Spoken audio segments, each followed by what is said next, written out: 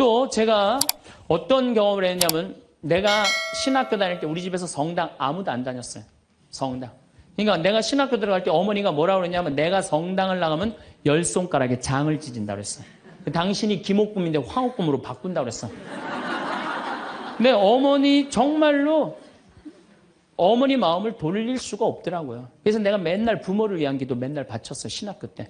1학년 때도 효과가 없고 2학년 1학기 됐는데 어머니가 세례를 받은 거예요. 너무 신기해. 꿈에 교황님이 왔다는 거예요. 요한바울 2세 교황님이 와갖고 이 집이 신부가 날 집인데 네가 고집을 피면 어떻게 하느냐.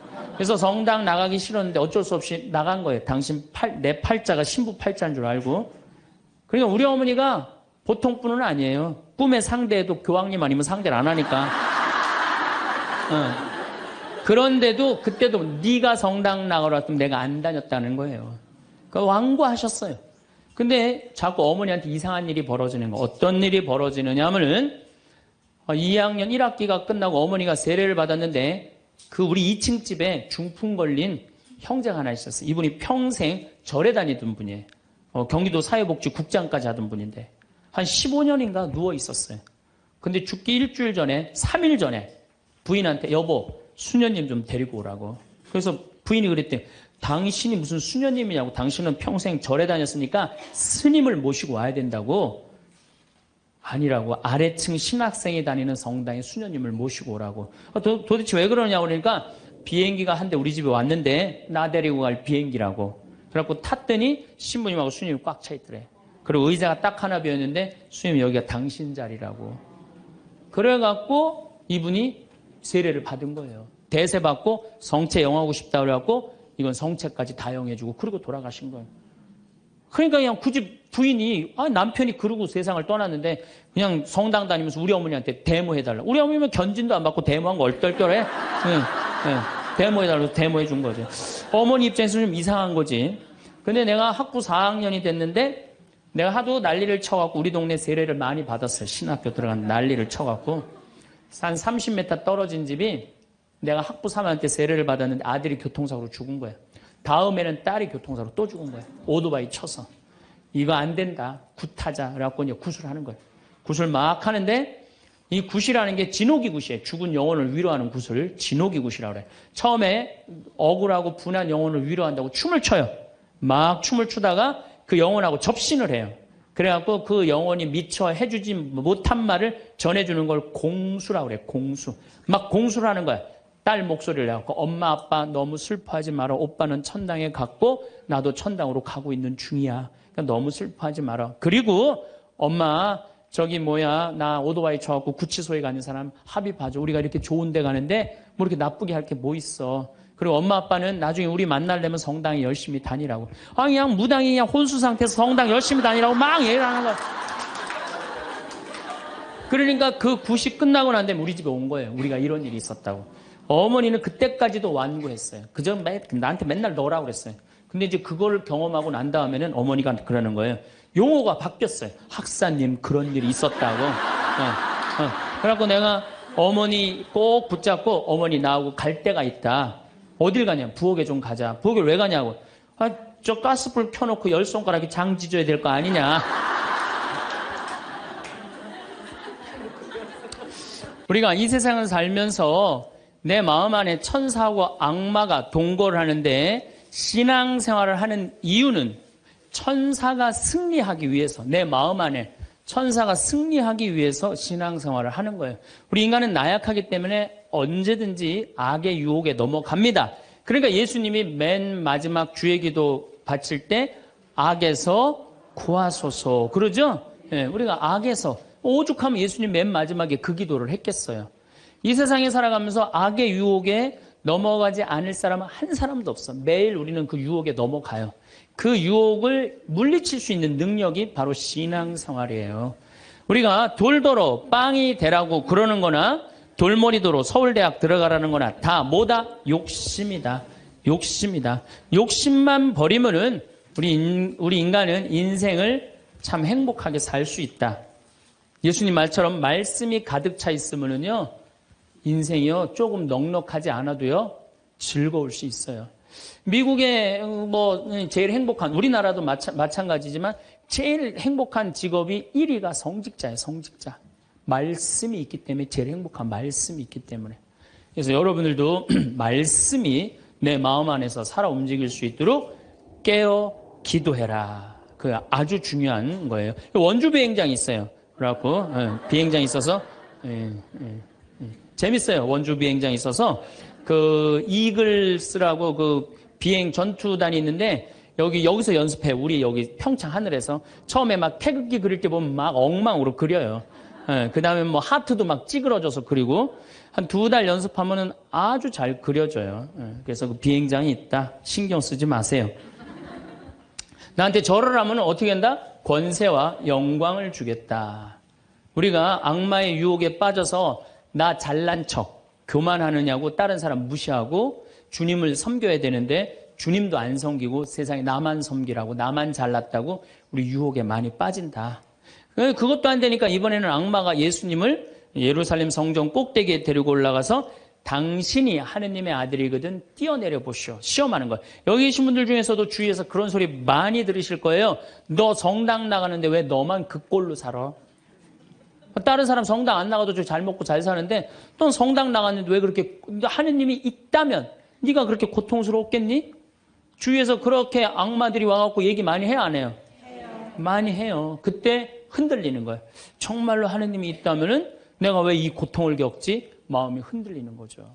근데 저는 사제생활 20년 정말 짧은 세월을 살면서 영혼이 있다는 거, 영원이 있다는 거, 귀신이 있다는 거, 연옥이 있다는 거, 이거 확실히 믿습니다. 너무 많이 경험을 해서 그래요. 제가 10년 전에 본당 신부할 때, 능평 성당에서 본당 신부할 때인데 성가대가 밤샘 피정을 해달라고 해서 밤 10시부터 11시까지 강의를 했어요. 강의를 했는데 막 강의가 끝났는데 성당 앞길에서 차 부닥치는 소리가 났어요. 나가보니까 버스하고 승용차하고 정면 충돌을 했는데 승용차가 버스 밑으로 아예 들어갔어요. 근데 그 승용차에 누가 타고 있었느냐면 우리 본당 사회복지 분과장이 타고 있었어요. 그 자리에서 즉사했어요. 이 사람이 얼마나 착한 사람이냐면은 사회복지 분과장을 했으니까 요맘때만 되면 김장 다 해서 어려운 소년, 소녀 가정 다 넣어줬어요. 쌀 떨어지면 쌀 떨어지면 체크하고 다 넣어주고 성당 짓는다고 삽을 잡으면 삽자를 놓지 않은 형제야. 정말로 살아있는 천사예요, 천사. 그리고 그냥 3월 달에 자기 부자니까 뒷마당에 뿅아리 100마리 풀어놓으면은 그냥 5월, 6월 달 손님 오면 그거 잡아서 삼계탕 해주는 정말 그야말로 천사야. 근데 그 자리에서 즉사를 한 거예요. 그래서 이제 부인이 시신을 분당 재생병원에서 옮겨갖고 새벽 2시에 다 검찰도 왔다 갔다 하고 그래갖고 새벽 2시에 시신 수습이 끝났어요. 그래서 상주들을 깨우러 간 거야. 근데 상주가 초등학교 5학년, 초등학교 3학년, 초등학교 1학년이야. 애들도 너무 예쁜 애들인데. 그래서 이제 엄마는 5살짜리 아이 5학년 아이를 깨운 거야. 일어나봐라, 아들아. 근데 이 아들이요, 눈을 비비면서 엄마 나 이상한 꿈 꿨어. 그러는 거야. 무슨 꿈 꿨냐 그러니까 아빠랑 꽃밭을 가는데 너무 꽃밭이 예뻤다는 거예요. 막 천국같이 예뻤다는 거예요. 근데 그 꽃밭을 끝을 갔는데 손을 잡고 가는데 꽃밭 끝에 갔더니 계단이 하늘로 나 있는데 양쪽에서 날개 달린 천사가 우리 집으로 빨리 올라오라고 막 손짓을 했다고. 그래갖고 내가 올라가려고 했더니 아빠가 내 손을 딱 놓더니 지금부터 나 혼자 올라가는 거라고. 넌 나중에 올라가라고.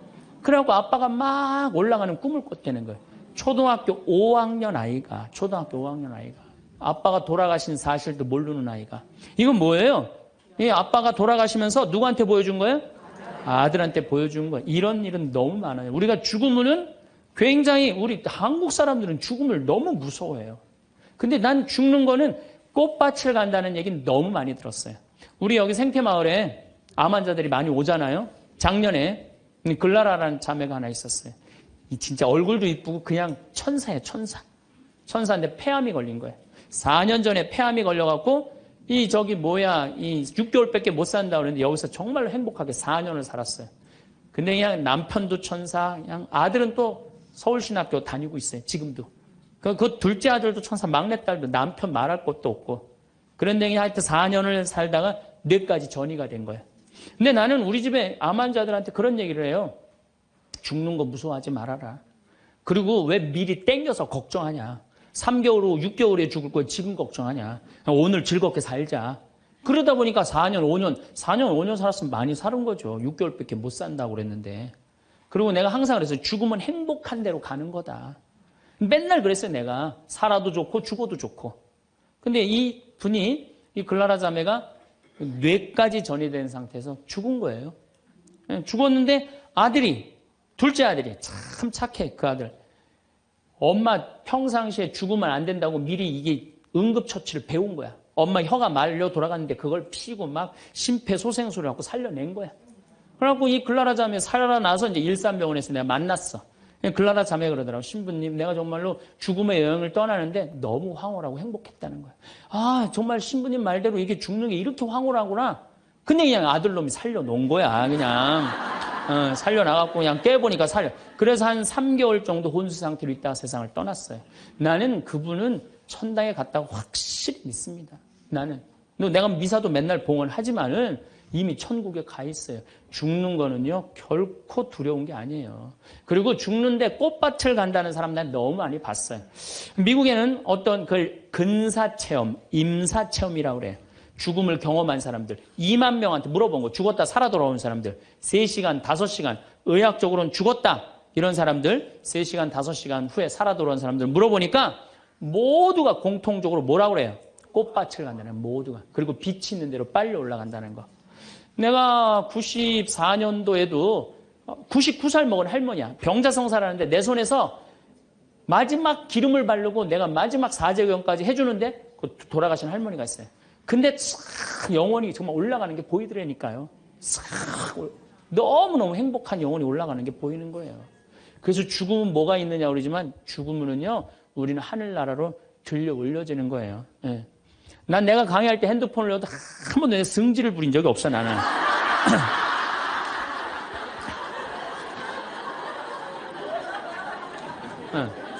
하늘로 싹 불러 올라가는 거예요.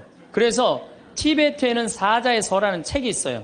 그 사자의 서라는 책을 보면은요, 죽으면은 꽃밭을 간다는 거. 동양이나 서양이나 거의 죽고 난 다음에 세상은요, 무섭고 깜깜한 데로 가는 게 아니에요. 근데 일본의 한 의사가 너무 힘들어서 자살을 했어요.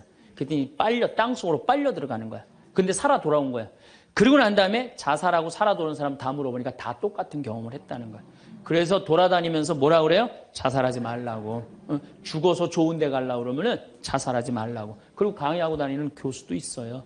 그냥 죽고 난 다음에 세계가 너무 많은 거예요. 우리 죽고 난 다음에 뭐가 있냐고 그러지만 실질적으로 죽고 난 다음에는 하늘나라가 펼쳐지는 거예요. 그리고 여러분들 하느님 믿었으니까 어떻게 되는 거야?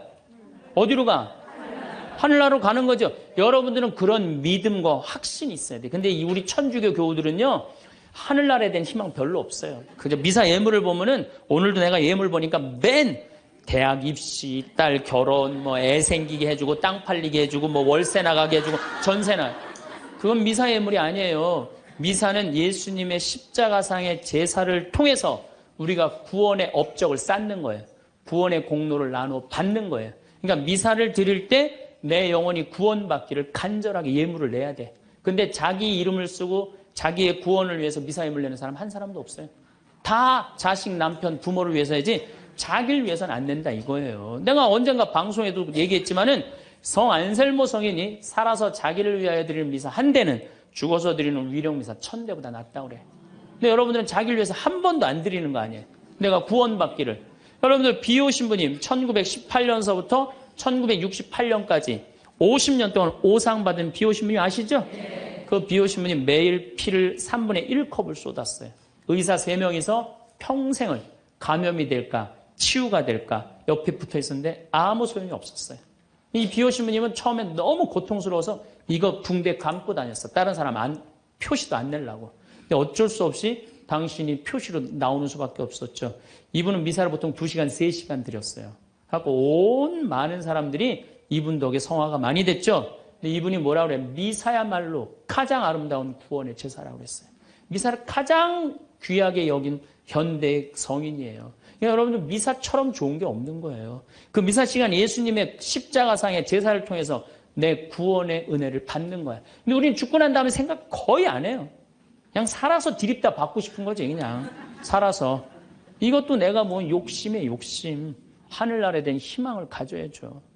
어쨌든 또 더 재미난 거. 이것도 내가 방송에서 얘기한 건데 15년 전에 평택 비전동 본당 신부할 때 1월 첫 주에 엄마, 아빠, 딸 4명이 눈이 빨개져 갖고 왔어요.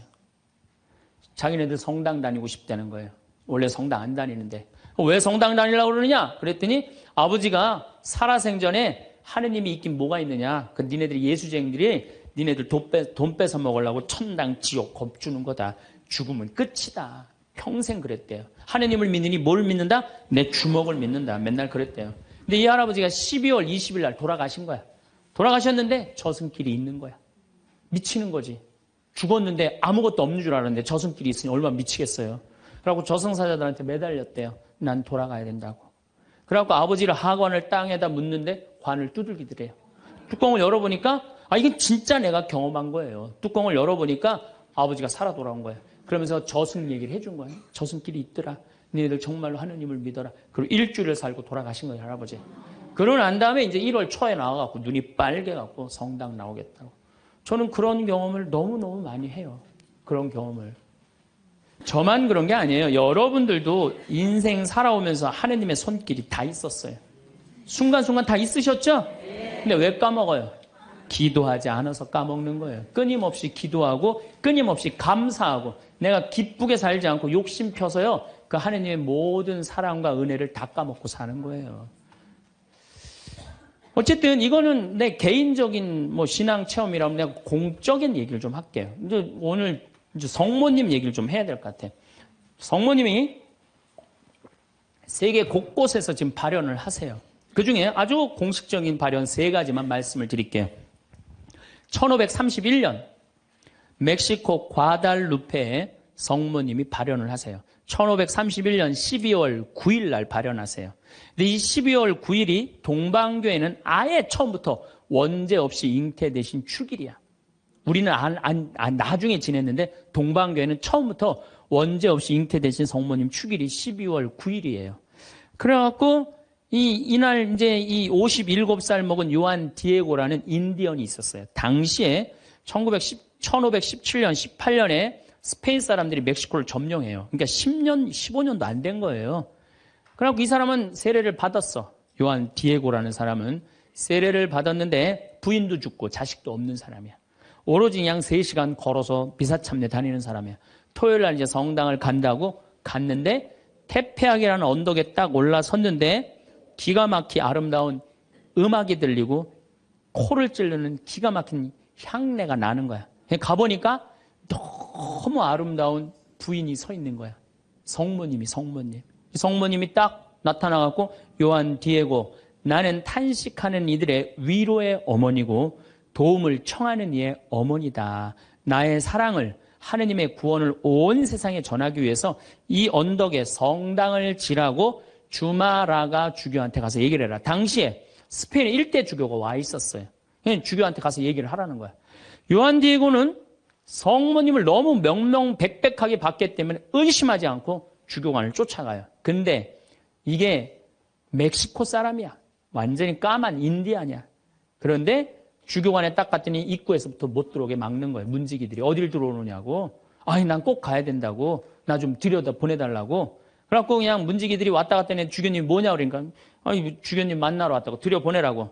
그랬더니 요한 디에고가 내가 성모님을 만났는데 성모님께서 주교님한테 그 테페악이라는 산에다가 성당을 지나라고 전해주라고 그랬다고. 여러분들이 지금 남산을 가는데 남산 꼭대기 가는데 성모님이 딱 나타났어요. 너무 아름다운 모습으로.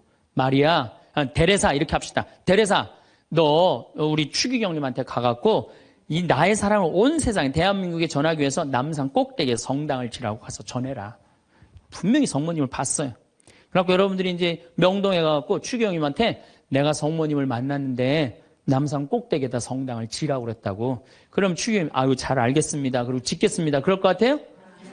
명동에 가면 약간 정신 나간 여자 3명 있어요. 4번째 등극하는 거 4번째. 성모님 본 사람들 다 처음에 무슨 대접받아요? 다 미친 사람 대접받아. 다. 그러니까 주교님이 뭐라고 그러냐면은 이상한 소리 하지 말아라. 가라 그래요. 네가 정말이라면 나중에 얘기하자 그래요. 그래갖고 성모님이 내가 기다리고 있겠다 그래요. 그래갖고 다시 태평이라는 산에 가요. 성모님한테 그래요. 성모님 전했느냐? 성모님 얘기를 전하긴 전했는데 주교님이 안 믿는 것 같다고. 그랬더니 성모님이 뭐라고 그러냐면은 그렇다면 내일 가서 또 전해라 그래요. 난 참 성모님도 답답해요. 아니 그게 그렇게 중요하면 당신이 가서 얘기하면 될 거 아니야. 왜 저기 57살 먹은 보면은 벨라 됐다. 그 다음에 루시아 다 똑같아. 제대로 배우지도 못하고 가난한 사람한테 나타나고 꼭 힘들게 해. 그래서 내가 기도 때 한번 따졌어요. 성모님. 아니 나타내려면 신부나 주교나 이런 사람한테 나타나갖고 확실하게 해지 왜 그렇게 사람들이 힘들게 하느냐고 그랬더니 성모님이 하느님의 영광은 어린아이, 순수한, 미천한 사람을 통해서 드러나는 것이다. 그러시더라고요. 그래서 그건 이제 앞으로 안 따지기로 했어, 내가.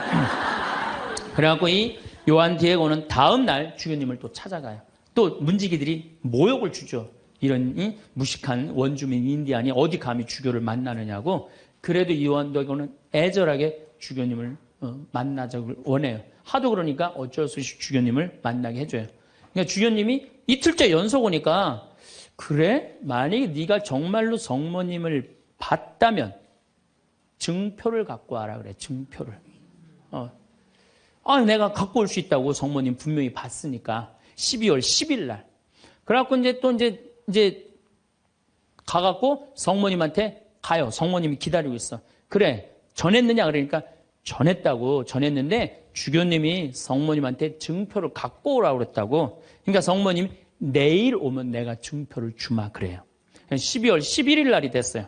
그래갖고 이제 이 요한 디에고가 가려고 그랬는데 요한 디에고 부인도 없고 자식도 없는데 삼촌 베르나르도라는 삼촌이 작은 아버지가 한 분 있는데 열병에 걸려갖고 돌아가시려고 그래요.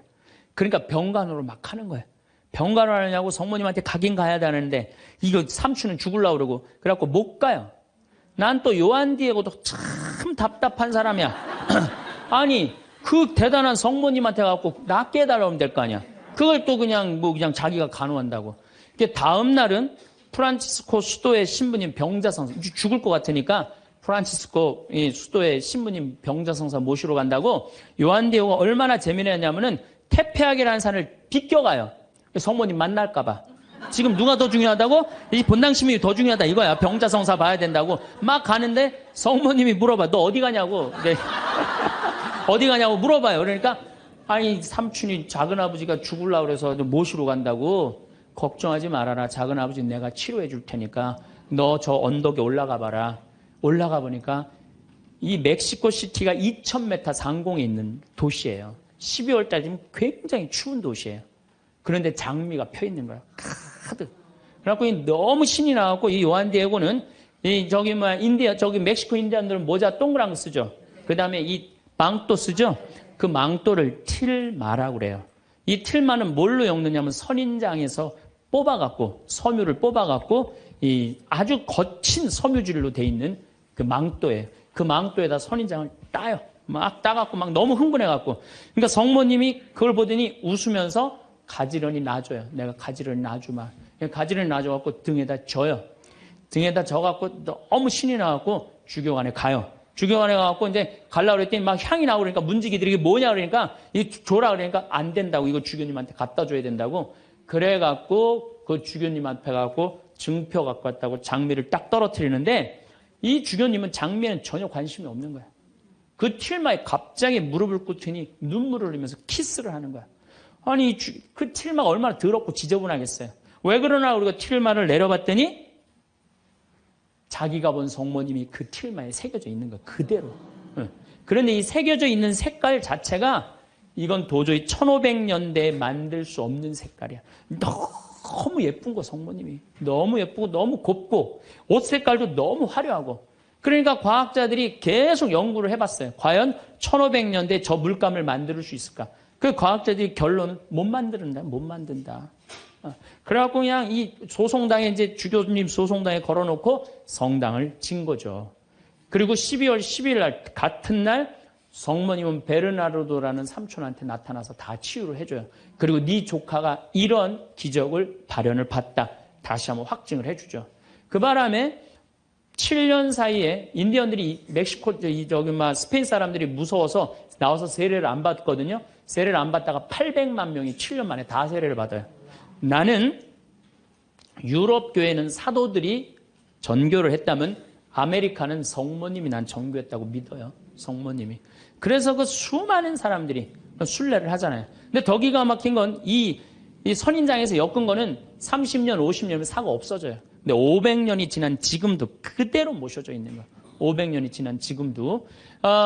제가 지난 40일 동안 LA 순회 강연을 갔는데 중간 일주일 동안 성모 승천 대축일 그 기간 동안을 멕시코의 과달루페에 갔다 왔어요. 갔다 왔는데요. 1m 20된 그 성모님 사진이요. 그 틸마에 새겨진 게요. 저 아직도 살아있는 것 같아요. 너무너무 은혜롭고. 그러니까 여러분들 그 나는 신앙이 약하다. 성주순례 가면 돼. 성주순례. 성주순례 가갖고 하느님의 살아있는 증표를 보면 돼. 예루살렘에 가보고 이집트에 가보고 티베트 이번에 지진 일어난 어디야? 터키도 가보고 그리스도 가보고 그러면은요 살아있는 하느님 역사 안에 왔다 가신 예수님을 만날 수 있어요. 그냥 그런 데는 안 가고 그런 데 돈 쓰는 건 아깝고 그냥 누워갖고 그냥 하느님 있나 없나 이러고만 앉아있으니 무슨 돈으로 애 휴학시키고 학교 무슨 학교예요. 그냥 여러분들 영혼이 더 중요한 거지. 공부도 못하는 놈들 뭐하러 그냥 학교를 보내고 학원을 보내고 그래요. 그런데 더 기가 막힌 사건이 벌어져요. 1963년 성모님의 눈동자가 이상해서 사진을 찍어봐요. 사진을 찍어봤고 현미경으로 6배 확대를 해보니까 성모님 눈동자에 3사람이 있는 거야. 자세히 더 기가 막히게 해보니까 그건 그림으로는 도저히 불가능한 거. 비친 그 그림인데 첫 사람이 누구냐면 그 요한 디에고 초상하고 똑같은 거야. 두 번째는 주마라가 죽여. 세 번째도 같이 있던 사람. 그게 500년이 지나도록 몰랐던 거예요. 물론 거기에 기적은요. 이거 한 3배만한 성당이 있는데 요만한 사진으로 꽉 찼어요. 그 과달루페 성모님을 통해서 기적이 일어난 건 그건 말할 것도 없고 그건 말할 것도 없고 이 과달루페의 성모님 이거 우리 이 사진에 이제 방송에 나갈 거예요. 성모님 딱 멋있게 나갈 거예요. 지금도 그 성모 저는 그 성주순례 가서 제가 거기서 미사도 봉헌했지만은 그 엘리베이터로 돼 있어요. 에스컬레이터라고 그러냐 하도 사람이 많으니까 스면은 쭉 지나가서 볼 수 있어요. 그리고 또 뒤쪽으로 또 돌아. 그러면 또 뒷걸음만 또 쭉 가면서 볼 수 있어. 내가 묵주기도 5단을 하면서 그 성모님만 봤는데도요 그렇게 은혜롭더라고요. 근데 그 사진도 지금 사갖고 왔는데 보고 있으면 너무너무 행복해요. 성모님이 얼마나 우리 아들 구원 사업을 많이 신경을 쓰시겠어요.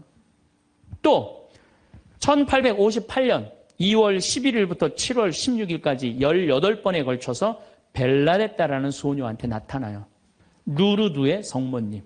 이 피레네 산맥 밑에 있는 조그만 동네에 누르드라는 게 그거 보면 그냥 저 피레네 산맥이 꼭대기까지 보여요. 근데 이 아이가 너무 가난한 거야. 2월 11일 날 피레네 산맥 프랑스 끝에 있으면요 추워요. 너무 추워하고 땔감을 모으러 가. 막 땔감을 모으러 가는데 동굴에 빛이 나는 거야. 부인이 보이는 거야. 너무 아름다운 마담이 보이는 거야. 너 나한테 계속 올 수 있느냐? 네, 마담. 처음에 이름을 밝히지 않아요. 그리고 이 벨라데타도 14살 난 아이도 마담이라고 그래. 근데 동생한테 얘기를 해요. 야, 너 비밀 지켜야 된다. 나 오늘 성모님 봤거든. 그러니까 아무한테도 말하지 말아라. 근데 이 동생이 집에 가자마자 엄마, 언니가 성모님 봤대. 그러니까 엄마가 어떻게 했을 것 같아요? 귀싸대기를 때려요. 그걸 쓸데없는 소리 하지 말라고. 그러니까 성모님 보고 되게 많이 맞아요, 보면은. 많이 맞아. 성모님 보는 게 좋은 거 아니야, 여러분들. 괜히 성모님 봤다 어디 가면 꽃 꽂은 사람 취급당하니까 나한테 성모님이 나타났으면 좋겠다. 그런 거 꿈도 꾸지 마세요. 쓸데없는 소리 하지 말라고. 그런데 계속 나가요. 그런데 2월 25일 날 성모님이 자꾸 그 동굴 밑을 파라는 거야. 자꾸 파니까 물이 솟아나오는 거야. 거기 씻어라. 그 사람들이 제가 성모님을 봤다니까 사람들이 모이기 시작하는 거야. 자꾸 모이기 시작하는데 그 눈병이 온 사람이 그걸 씻으니까 싹 낫기 시작하는 거야. 하루에 40만 리터씩 물이 펑펑 쏟아져 나오는 거죠. 그러니까 자꾸 사람들이 이제 물어보니까 본당 신부님이 벨라데타를 불러요. 얘야, 너 그분을 만나면 성모님을 만나면 이름이 뭐냐고 물어봐라. 그랬더니 벨라데타가 맹랑한 소리를 해요. 그분은 성모님이 아니다. 그분은 그냥 부인이다. 너무 아름다운 파란 띠를 한. 여러분 루르드 성모님 파란 띠 아시죠? 파란 띠를 한 부인이다. 부인. 마담이다. 글쎄 마담이든 뭐든 이름을 좀 알아갖고 와라. 그래갖고 3월 25일 날 중요한 성모 용보축일이죠. 만났어요. 만나갖고 이렇게 물어봐요. 마담, 본당 신부님이 이름이 뭔지 알아보라고 그랬다고. 그랬더니 성모님이 내 이름은 꾸에소의 에라 임마꿀라타 콘셉시우다. 딱 그래요. 얘는 라틴어를 배운 적도 없는 애야. 그리고 그 피렌체 언어를 쓰는 아이야. 라틴어를 배운 적도 없는 아이인데 성모님이 꾸에소의 에라 임마꿀라타 콘셉시우 이러니까 그거 안 까먹으려고 막 입술로 막 되네요. 꾸에소의 에라 임마꿀라타 콘셉시우. 그래갖고 본당 신부 문을 확 열면서 이름 알아왔다고. 뭐라고 그러느냐? 꾸에소의 에라 임마꿀라타 콘셉시우랍니다. 그랬더니 본당 신부 너 그 무슨 뜻인지 어떻게 아느냐? 그랬더니 벨라데타가 뭐라 그러냐면 난 무슨 뜻인지 나 안 잊어먹으려고 이거 외우느냐고 죽을 뻔했다고. 정말로 그래요. 정말로. 너무 힘들었다고. 그래갖고 본당 신부한테 얘기를 했는데 깜짝 놀라는 거 본당 신부가. 왜 놀라느냐면 그게 무슨 뜻이냐면은 라틴어인데 임마꿀라타가 깨끗하다라는 뜻이야. 콘셉시오라는 게 임신했다라는 거. 원죄 없이 잉태된 교리가 1854년에 반포가 돼요. 4년 전에 교황청에서. 그런데 성모님은 항상 당신에 대한 교리가 반포되면 발현을 통해서 꼭 알려줘요. 확증을 시켜주는 거죠. 그러니까 이게 발현인가 보다. 그래갖고 거기서 이제 성당을 짓고 수많은 사람들이 순례를 하고 거기에 이제 물이 펑펑 쏟아져 나와갖고 어떻게 수많은 사람들이 기적을. 그래갖고 거기도 의사들이 있어요. 이 자연치유냐 기적이냐. 뭐 기적을 함부로 해주는 건 아니지만 그래 거기 간 사람들이 다 그 물 먹고 많이 낫고 그러잖아요. 나는 그 루르드에 가서 난 루르드도 갔어요. 루르드도 어디야 테페아 과달루페도 가고 루르드도 갔어. 나도 거기 가서 세례했어요. 루르드에 나는 물에 들어가고 이렇게 기도했어요. 난 여기 온 걸로 족하니까 제발 나한테 기적 일으키지 말라고. 난 지금도 충분하다고. 그것만 해도 충분하죠. 이게 바로 루르드의 성모님이에요. 자, 세 번째 발현. 1917년 포르투갈 파티마의 발현이에요. 많이 들어보셨죠? 이 발현은 더 특별해. 9살 루시아, 8살 히아친타, 6살 프란치스코. 이 세 꼬마한테 나타나는 거예요. 얘네들 역시 당연히 뭘 몰라? 글 모르는 아이들이에요. 목동이에요, 목동. 맨날 양 풀어놓고 놀던 아이들이에요. 그런데 이 아이들은 더 특별한 일이 벌어집니다. 어떤 일이 벌어지느냐 하면은 1916년에 이 1차 세계대전 막 끝날 때 1916년에 천사가 나타나요. 3번 나타나요. 너희들한테는 특별한 분이 올 거니까 묵주기도를 열심히 해라. 이렇게 얘기를 해요. 마지막에는 성체까지 영해줘요. 천사가. 특별한 경우죠. 그래갖고 5월 13일 날, 1917년 5월 13일 날, 이날도 이 아이들이 막 양 풀어놓고 신나게 노는데 성모님이 떡갈나무 위에 탁 나타나는 거. 너무 아름다운 성모님이. 그래갖고 루시아, 히아친타, 프란치스코 너희들 매달 13일 날 여기 와줄 수 있겠느냐. 네, 오겠습니다. 나는 로사리오의 모후다. 여러분들 이 성모님이 그 유명한 그 계시가 뭐예요? 죄인들의 회개. 그렇죠? 그 다음에 또 뭐가 있어요? 연옥 영혼들을 위해서 기도하고 그 다음에 공산주의 회개를 위해서 기도하라는 그 세 가지 성모님이 내리신 계시죠. 뭐 당연한 거죠. 그런데 7월 13일 날은 이 루시아가 천당, 지옥, 연옥을 세 개를 다 봐요.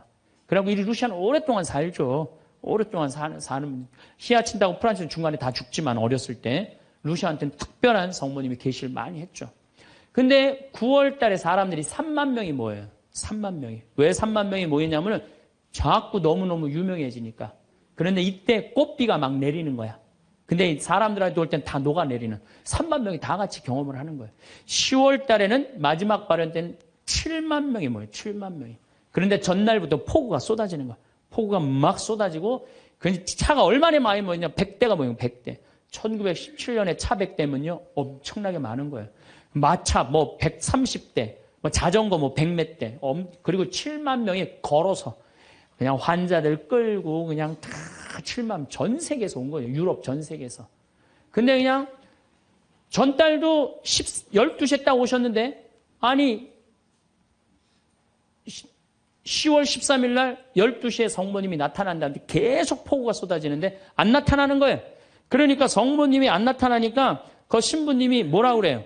한 신부님이 뭐라고 그러냐면은 내가 이거는 일부러 여러분들 읽어주려고 내가 적어 갖고 왔어요. 이 전날 밤 그곳을 꼬박 세운 한 신부가 물었다. 몇 시에 오시니? 정오에 오십니다. 루치아가 대답했다. 그 신부는 시계를 본 후 다시 루치아를 보며 봐, 지금이 정오란 말이야. 그 부인은 거짓말쟁이라고 우리에게 말할 셈이니 그 신부는 참지 못하고 어린이들을 의심쩍어 했다. 그리고 또 시계를 보았다. 하지만 정오가 넘었잖아. 여러분 모두가 환상이라는 것을 모르시겠습니까? 있을 수 없는 일입니다. 성모님의 발현은 없다는 거예요. 집으로 가세요. 다들 집으로 가세요. 이래요. 근데 루시아는 부인께서 오신다고 하셨습니다. 신부님, 전 그분께서 약속을 지킬 것을 믿고 있습니다. 12시에 오기로 했는데 성모님이 안 오기로 루시아가 얘기를 했는데, 근데 1시에 갑자기 비가 그쳐요. 난 또 성모님도 정말로 답답해요. 아니 12시 오기로 했으면 12시 와야 될 거 아니야. 왜 1시간 동안 애를 괴롭혀, 애들을. 1시에 갑자기 비가 맺히고 구름이 걷히는 거예요. 거치면서 태양이 비치는데 기가 막힌 장면이 벌어지는 거예요. 태양이 돌면서 무지개 색깔이 나면서, 그리고 의심을 품었던 많은 사람들이 와요. 여기도 이제 그 내용이 나와요. 의심을 품었던 사람들이 뭐라고 그러냐면, 하느님 우리 죄를 용서해 주소서, 이렇게 얘기를 해요. 왜 그러느냐면은 무신론자, 회의론자들이 와갖고 왜 이 공포에 질려서 그러냐면, 태양이 돌면서 그 뜨거운 태양이 땅으로 떨어지는 거. 너무 뜨거워갖고 이 사람들이 이게 마지막 심판인가 보다. 공포에 질린 거지, 7만 명이. 그래갖고 막 울면서 막 살려달라고 그러고, 그냥 우리를 좀 제발 용서해달라고. 그렇게 15분 동안 태양이 온갖 조화를 비추고 딱 제자리에 돌아갔는데, 더 놀라운 건 그 7만 명 모두가 이틀 동안 비가 젖었는데 다 비가 말랐고 30cm 진흙이 깨끗하게 꾸들꾸들해진 거예요. 7만 명이 완전히 한두 명이 본 게 아니라 그 사진을 보면요, 다 이러고 쳐다보고 있는 거예요, 하늘을.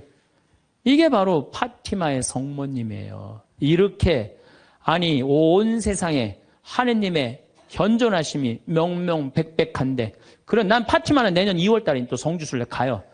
나는 돈 생기면 무조건 성주순례 가자. 이게 내 신조예요. 네, 네. 이제 파티마에 갈 거예요. 여러분들도 성지 다니세요. 예루살렘도 가시고, 제발. 아니, 개신교 다니는 분들은 어떻게 해서든지 돈 모아서, 개 모아서 가는데, 천주교들은 안 가. 우리 하늘나라에 대한 희망이 없어서 그래요. 어떻게 해서든 이 세상에서 복 받으려고 돈 조금 쓰는 거 아까운 거야. 내가 첫날 말했죠. 돈은 쓴 것만 내 돈이에요.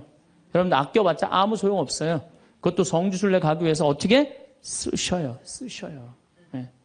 자, 그렇다면은 아직도 나는 의심이 간다.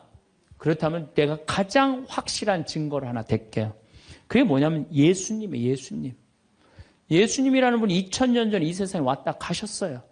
아니, 그분이 안 왔다 갔다 하면 베드로라는 존재가 탄생했겠어요? 안 탄생했겠어요? 베드로라는 사람은 탄생할 수가 없어요. 베드로, 2대 교황 리노, 3대 교황 클레토, 4대 교황 클레멘스, 알렉산더, 식스토, 이래갖고 지금 교황이 265대예요. 2000년 동안 한 번도 끊어지지 않고 그 전승이 내려온 거예요. 예수님의 살아있는 모습을 보고. 근데 베드로라는 인물이요, 어떤 인물이냐면은 어부였어요. 그 갈릴레 호수의 어부였어요. 그건 사나이 중에 사나이였어요. 남자 중에 남자였어요. 예수님 정말로 지켰던 사람이에요. 마지막에 배신 좀 해서 그렇지. 네. 그런데 마지막에 예수님을 배신합니다. 정말로. 왜냐하면 그 스승이 그렇게 허망하게 죽을 줄은 꿈에도 몰랐거든. 그래갖고 배신하고 도망가 버려요. 네. 그런데 부활했다는 거야. 그래도 안 믿어요. 그래도 안 믿고 어떻게 갈릴레 호수 가고 물고기를 잡아요. 또 나타난 거야. 미치는 거지, 베드로는. 아니, 그냥 죽었으면 한 일주일 후나 한 달 후에 나타나면 얼마나 좋아. 계속 3일 만에 계속 나타나네. 그러니까 물속에 뛰어들고. 그리고 40일 동안 예수님하고 생활하면서 이 사람의 인생은 완전히 바뀌어요. 어떻게 바뀌느냐. 베드로가요, 대단한 말 하지 않아요. 돌아다니면서 내가 예수님을 만났는데 이 예수님이 십자가에 못 박혀서 처참하게 돌아가셨는데 3일 만에 부활하셨다. 자, 내 예를 들면 좀 그렇고, 여러분들 만약에 본당 신부님이 죽었는데 3일 만에 다시 살아났어. 완전히 땅까지 다 묻어놨는데 3일 만에 주일날 딱 나타나갖고 나하고 같이 밥 먹자 그러고 강론을 했어. 여러분들 주에 나가갖고 우리 신부님 죽었는데 3일 만에 살아나왔다고 얘기할 것 같아, 안 할 것 같아요? 아마 온 세상 돌아다니면서 얘기할 거예요. 그렇죠? 그 경험이 베드로한테 있었던 거예요. 그 예수님을 40일 동안 보고 가만히 있을 수가 없었던 거야. 이젠 죽음도 불사하는 거지. 그 12제자가 다 같이 경험한 제자, 11제자가 온 세상을 돌아다니면서 그걸 전한 거예요. 그 전한 게 지금까지 우리한테 내려온 거야. 그러면 이 성서, 그 사람들이 이제 베드로가 전한 얘기를 적어갖고 성서 안에 예수님을 써놓은 거예요. 우리가 성서에 예수님이 한 말씀은 살아 움직이는 그분의 2000년 전의 현존이야, 현존. 그것만 읽어도 가슴이 아마 미어 터질 것 같아요. 근데 그냥 성서도 안 읽고 성지순례도 안 읽고 그냥 맨날 천장에 누워갖고 예수님 있는 거야 없는 거 이러고 의심을 하고 앉아있으니 이게 얼마나 한심한 유혹에 얼마든지 빠질 수 있어요. 자, 그랬더니 이제 여러분들 이제 오늘 이제 신앙심이 생겼어. 좀 생겼어요? 네. 그래, 맞아. 생겼어. 이제 하느님은 확실히 계신 거야. 성모님도 있고 예수님도 있고 오늘은 굳건한 마음으로 믿음으로 돌아갔어. 오늘 잘 때요. 악마가 와서 뭐라고 그럴 것 같아요. 야, 그거 신부님, 그거 개인적인 얘기지. 그걸 아니야. 있긴 뭐가 있어. 없어. 계속 끊임없이 유혹받아요. 그렇다면 우리가 이 유혹에 안 빠지려면은 어떻게 해야 되느냐? 유혹에 안 빠지려면은요. 끊임없이 기도해야 돼. 그렇죠? 그 다음에 항상 기뻐해야 돼. 신앙인의 기본은 뭐예요? 항상 기쁜 거예요. 기쁜 사람은요, 유혹에 안 빠져요. 왜? 이 기쁜 사람은요, 욕심이 없어요. 어떤 사람이 유혹에 많이 빠지면 욕심이 많은 사람이 유혹에 빠져요. 예, 그래갖고 그냥 늘 미움, 분노 이런 사람들이 유혹에 빠지는 거. 더 가지려고 그러는 사람. 욕심이 없는 사람은 항상 기쁠 수 있어. 그 다음에 끊임없이 기도하는 사람. 매일 미사 참여 다니고 묵주기도 열심히 하고 이런 분들 또 피정 열심히 따라다니고 이게 끊임없이 기도하는 거. 이런 사람 유혹에 안 빠져요. 그 다음에 어떤 사람이 유혹에 안 빠지냐면 어떤 처지에서든 감사하는 사람. 이 사람들 유혹에 안 빠져요. 내가 나이 50이 넘었다면 이제는 인생관을 바꿔야 한다. 인생 전반전과는 다른 삶을 살아야 한다. 매달리지 말고 애쓰지 말고 주변을 정리해야 한다. 그동안 너무 남을 의식하고 휘둘리며 살았다면 이제는 그러지 않아도 된다. 특히나 그것이 가족이었다 해도 말이다. 다른 사람에게 매달리지 않아야 남은 인생을 더 풍요롭게 살아갈 수 있다. 그래서 미움받을 용기가 생겼을 때 비로소 행복해질 용기가 생겼다고 하는 것일까? 오늘은 쇼펜하우어의 인생론을 통해 나이 들수록 주변을 정리하고 온전한 나로서 행복해지는 법에 대해 들어보자. 인간은 배신하는 존재다. 타인에게 지나치게 관대하지 마라. 안 좋았던 관계를 회복하려고 굳이 노력해봤자 좋을 게 없다. 똑똑한 사람은 용서를 하지만 현명한 사람은 무시를 한다. 가족에게도 다 맞춰줄 필요 없다. 맞춰주면 당연한 줄 안다. 사람은 혼자일 때야 비로소 온전한 자신이 된다. 내 상황이 힘들어지면 친했던 사람들도 다 주위를 떠나기 마련이다. 고독을 사랑하는 사람만이 진정한 자기 자신이 될 수 있는 법이다. 착하고 순수하게 사는 게 좋다고? 상처받고 인간관계가 다 끊겨봐야 알겠는가? 친구란 건 한순간에 사라지는 것이고 나 자신밖에 없다는 것을. 사람을 대할 때 처음에는 일부러 친절하고 계산 없이 대하는 것도 나쁘지 않다. 하지만 상대방이 만약 선을 넘으려고 하는 기색을 주면 그땐 인연을 끊어버리는 것이 좋다. 이렇게 하면 새로운 사람을 사귀기 어렵다고. 쇼펜하우어에 따르면 인간은 태생부터 고독한 존재이고 모든 고통과 번뇌의 원인이 타인과의 관계에서 오는 거라고 한다. 타인에게 지나치게 관대하거나 친절하게 대해봤자 상대방은 선을 넘기기 일수다. 주변 사람한테 잘해주기만 하면 고마움을 느끼지 못한다. 원래 친절한 사람이니 이 정도는 괜찮다고 생각하기 마련이다. 그리고 계속 호의를 요구하면서 호의가 권리가 된다. 타인을 도와주고 싶다면 도와줬을 때 고마워하는 사람만 도와줘라. 인간은 항상 위를 보고 살아가는 게 문제다. 언제나 위만 바라보게 되면 사람은 불행해지기 쉽다. 위보다는 아래를 봐라. 지나치게 행복해 보이는 사람은 겉으로만 행복해 보이는 경우가 많다. 실제로는 불행을 숨기고 사는 사람이 더 많으니 의심해 봐야 한다. 이해관계가 달라지면 사람은 배신하고 가면을 쓰는 법이다. 그러면 어떻게 인간관계를 맺어야 할까? 쇼펜하우어는 친절함이 친절함으로 돌아오는 사람과 연을 이어나가라 이야기했다. 무조건적인 친절이 어리석다기보다는 고마움에 베풀고 보답할 줄 아는 사람과 가까이 해야 한다. 싸울 때는 중립을 지키는 게 좋다. 말도 가급적 아껴라. 세상은 넓은데 반의 사람은 무섭다. 드러내지 말고 벙어리가 되는 편이 좋다. 나이 들어 돌이켜보면 착한 사람으로 인정받기 위해 노력하며 사는 게 큰 가치가 없다. 인간은 본래 이기적이고 남는 건 친구나 지인이 아니라 가족뿐이다. 사람은 무슨 일을 겪든지 자신에게 이득이 되지 않으면 멋대로 행동한다. 10년지기 친구라고 해서 다를 바 없다. 인간은 자기에게 이득이 되지 않으면 언제든 배신하는 존재다. 인간은 너그럽고 친절하게 대하기만 하면 버릇이 없어진다. 마치 어린아이와 비슷하다. 사람을 대할 때 친절하거나 관대하게 대하지 마라. 특히나 천박한 성격을 가지고 있는 사람을 조심해야 한다. 천박한 사람들은 자기와 본성이 다른 사람을 보면 시기질투하고 끌어내리려 한다. 인간관계를 맺을 때는 적당히 유지할 정도만 잘해줘라.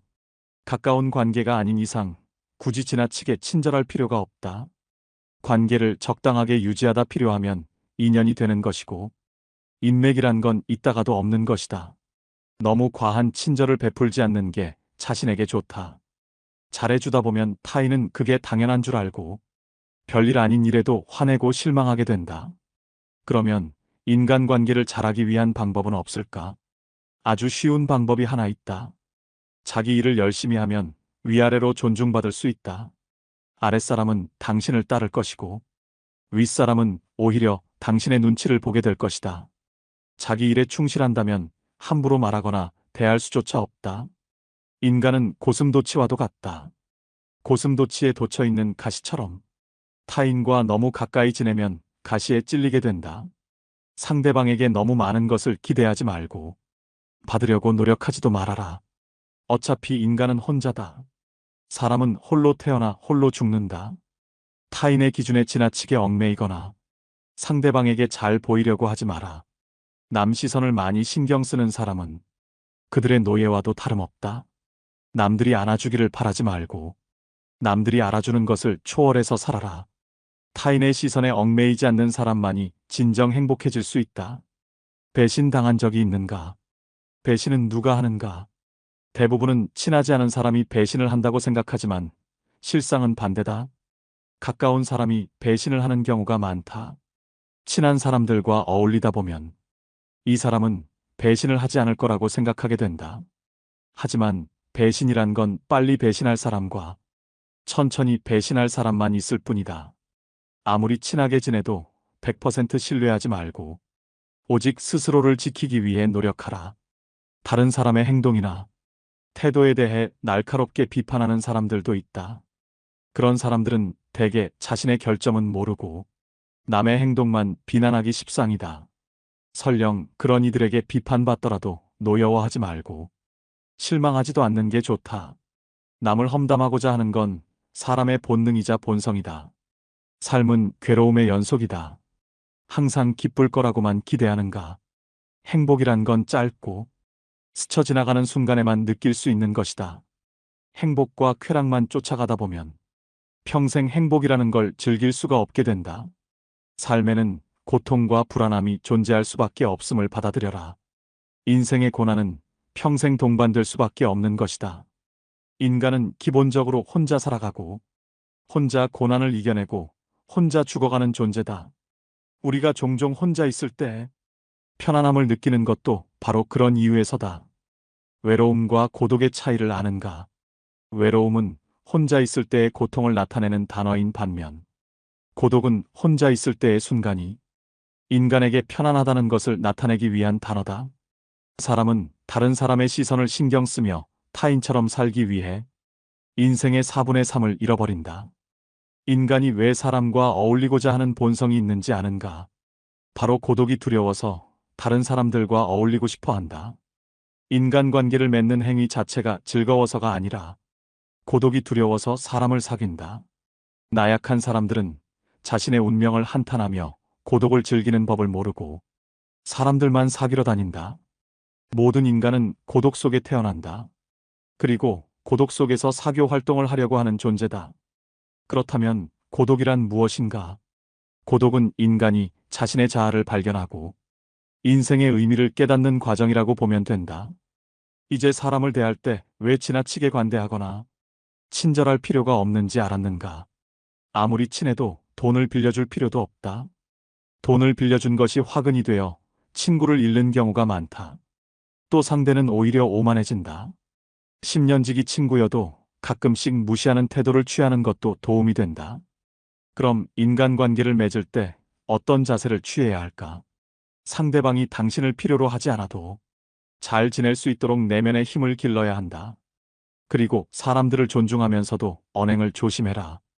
어차피 인간의 본성에는 착한 면과 이기적인 면이 동시에 존재한다.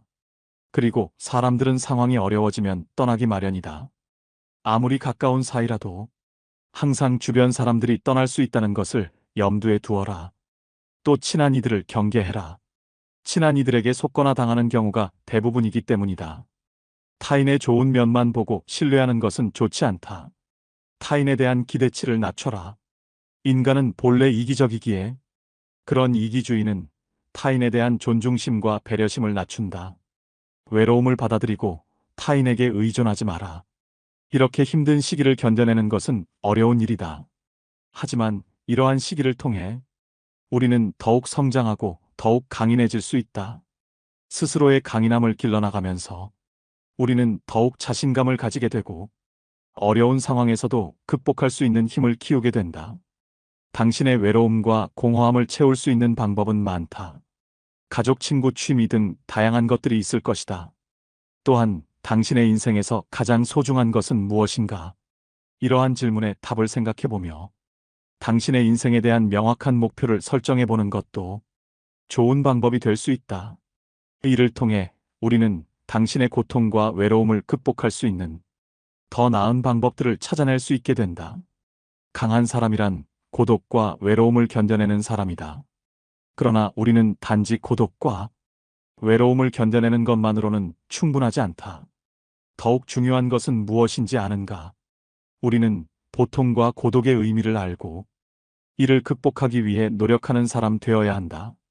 이를 통해 우리는 더욱 강인하고 더욱 자신감을 가지게 되며 어려운 상황에서도 우리의 인내력과 근성을 발휘할 수 있게 된다. 인생이란 하나의 실험실과도 같다. 실험실에서 화학 연구가 이루어지듯 인간은 삶이라는 실험실에서 경험을 통해 배우고 성장한다. 언제나 나에게 없는 것만을 생각하고 이를 갈망하는 것은 인간의 본성 중 하나다. 그러나 이러한 태도가 인생을 더욱 비참하게 만든다. 인생을 즐기기 위해서는 현재의 삶을 즐기는 것이 무엇보다 중요하다. 미래에 대한 불확실성은 인간이 직면하는 가장 어려운 문제 중 하나이다. 인간이 가장 무서워하고 두려워하는 것이 한치 앞을 볼 수 없는 불확실성이기 때문이다. 고독과 외로움이라는 문제를 극복하기 위해서는 끊임없이 노력해라. 인간은 불행한 존재가 아니라 도전하는 존재다. 그리고 이러한 도전이 인간의 삶을 더욱 풍요롭게 만든다. 따라서 우리는 마지막 실성에 시달리는 것이 아니라 끊임없이 발전하고 도전하는 삶을 살아가야 한다. 절교한 친구와는 화해하지 않는 것이 좋다는 로마의 격언이 있다. 이는 인간의 성격과 개성이 태어날 때부터 결정되기 때문이다. 갖고 태어난 성격은 죽을 때까지 지니게 되며 내재적인 본능에 따라 행동을 하게 된다. 그러므로 한번 절교한 친구와 화해하게 된다면 같은 상황에서 같은 행동을 되풀이하게 될 가능성이 높다. 이를 방지하기 위해서는 배신자라고 비난하거나 그때는 그럴 줄 몰랐다고 말하는 것보다는 화해하지 않는 것이 옳다. 고독을 사랑하는 습관을 가져야 한다. 다른 사람들과 다르게 뛰어난 개성을 지닌 사람들은 그러한 성향 때문에 본질적으로 고독에 빠지기 쉽다. 그러나 그들이 가진 이러한 성향은 타고난 것이다. 나이가 들면서 오히려 그것이 자유롭고 편안한 기분을 갖게 된다. 이러한 고독의 습관을 더하여 자기 자신을 친구로 생각하는 습관까지 가진다면 그것이 제2의 천성이 되기도 한다. 더불어 고독한 시간을 보내는 것은 창의력을 높이는 데 도움이 된다. 더 많은 시간을 혼자 보내면서 내면의 생각과 감정을 탐구하고 자신만의 독특한 아이디어를 발견할 수 있다. 고독은 자신의 생각을 깊이 있게 탐구할 수 있는 시간과 공간을 제공한다. 이러한 많은 고독한 시간을 가진다면 더 많은 창의적인 아이디어와 해결책을 발견할 수 있을 것이다. 또한 고독한 시간을 보내면서 자신의 감정을 더 잘 이해할 수 있으며 자신을 더 잘 알 수 있다. 따라서 고독을 사랑하는 습관을 가져야 한다. 더 많은 고독한 시간을 보내며 자신과 친구가 되어야 한다. 이러한 방식으로 고독은 자유롭고 창의적인 삶을 위한 좋은 도구가 될 수 있다. 당연히 젊은 시절에는 고독을 사랑하는 습관을 가질 수 있는 것이 쉽지 않다. 그러나 이제는 그런 마음이 아주 편안하고 간단한 것들이 될 수 있다는 것을 알아야 한다. 고독이라는 마음은 마치 물을 만난 물고기처럼 아주 자연스럽게 되는 것이다. 사실 자기 자신 속에 많은 것을 가진 사람은 타인에게 기대지 않는다. 내면의 자아가 텅 빈 사람일수록 외모에서 끊임없는 자극을 구하려 한다. 그러나 자신의 내면이 풍부하다면 자신의 인생의 주인이 되어 자신의 내면에서도 즐거움과 행복을 찾을 수 있다. 이를 통해 자기 자신을 이해하고 자신의 감정을 인식하고 자신의 생각을 이해할 수 있다. 그리고 외부 세계와 상호작용할 때 더욱 성공적이고 만족하는 인생을 살아갈 수 있다. 우리는 종종 인생에 대해 불평하지만 이것이 인생의 최고의 기회와 선물이 될 수도 있다. 인생을 살아가는 재미와 의미를 발견할 수 있다. 사람을 많이 만날수록 친구가 많을수록 불행해질 수 있는 환경이 주위에 생기게 되는 것은 인간의 본성에 비추어 봤을 때 당연한 일이다. 우리가 이 세상을 살면서 내 마음 안에 천사하고 악마가 동거를 하는데 신앙생활을 하는 이유는 천사가 승리하기 위해서, 내 마음 안에 천사가 승리하기 위해서 신앙생활을 하는 거예요. 우리 인간은 나약하기 때문에 언제든지 악의 유혹에 넘어갑니다. 그러니까 예수님이 맨 마지막 주의 기도 바칠 때 악에서 구하소서 그러죠? 예, 우리가 악에서, 오죽하면 예수님 맨 마지막에 그 기도를 했겠어요. 이 세상에 살아가면서 악의 유혹에 넘어가지 않을 사람은 한 사람도 없어. 매일 우리는 그 유혹에 넘어가요. 그 유혹을 물리칠 수 있는 능력이 바로 신앙생활이에요. 우리가 돌더러 빵이 되라고 그러는 거나 돌머리도로 서울대학 들어가라는 거나 다 뭐다? 욕심이다. 욕심이다. 욕심만 버리면은 우리 인간은 인생을 참 행복하게 살 수 있다. 예수님 말처럼 말씀이 가득 차 있으면은요, 인생이요, 조금 넉넉하지 않아도요, 즐거울 수 있어요.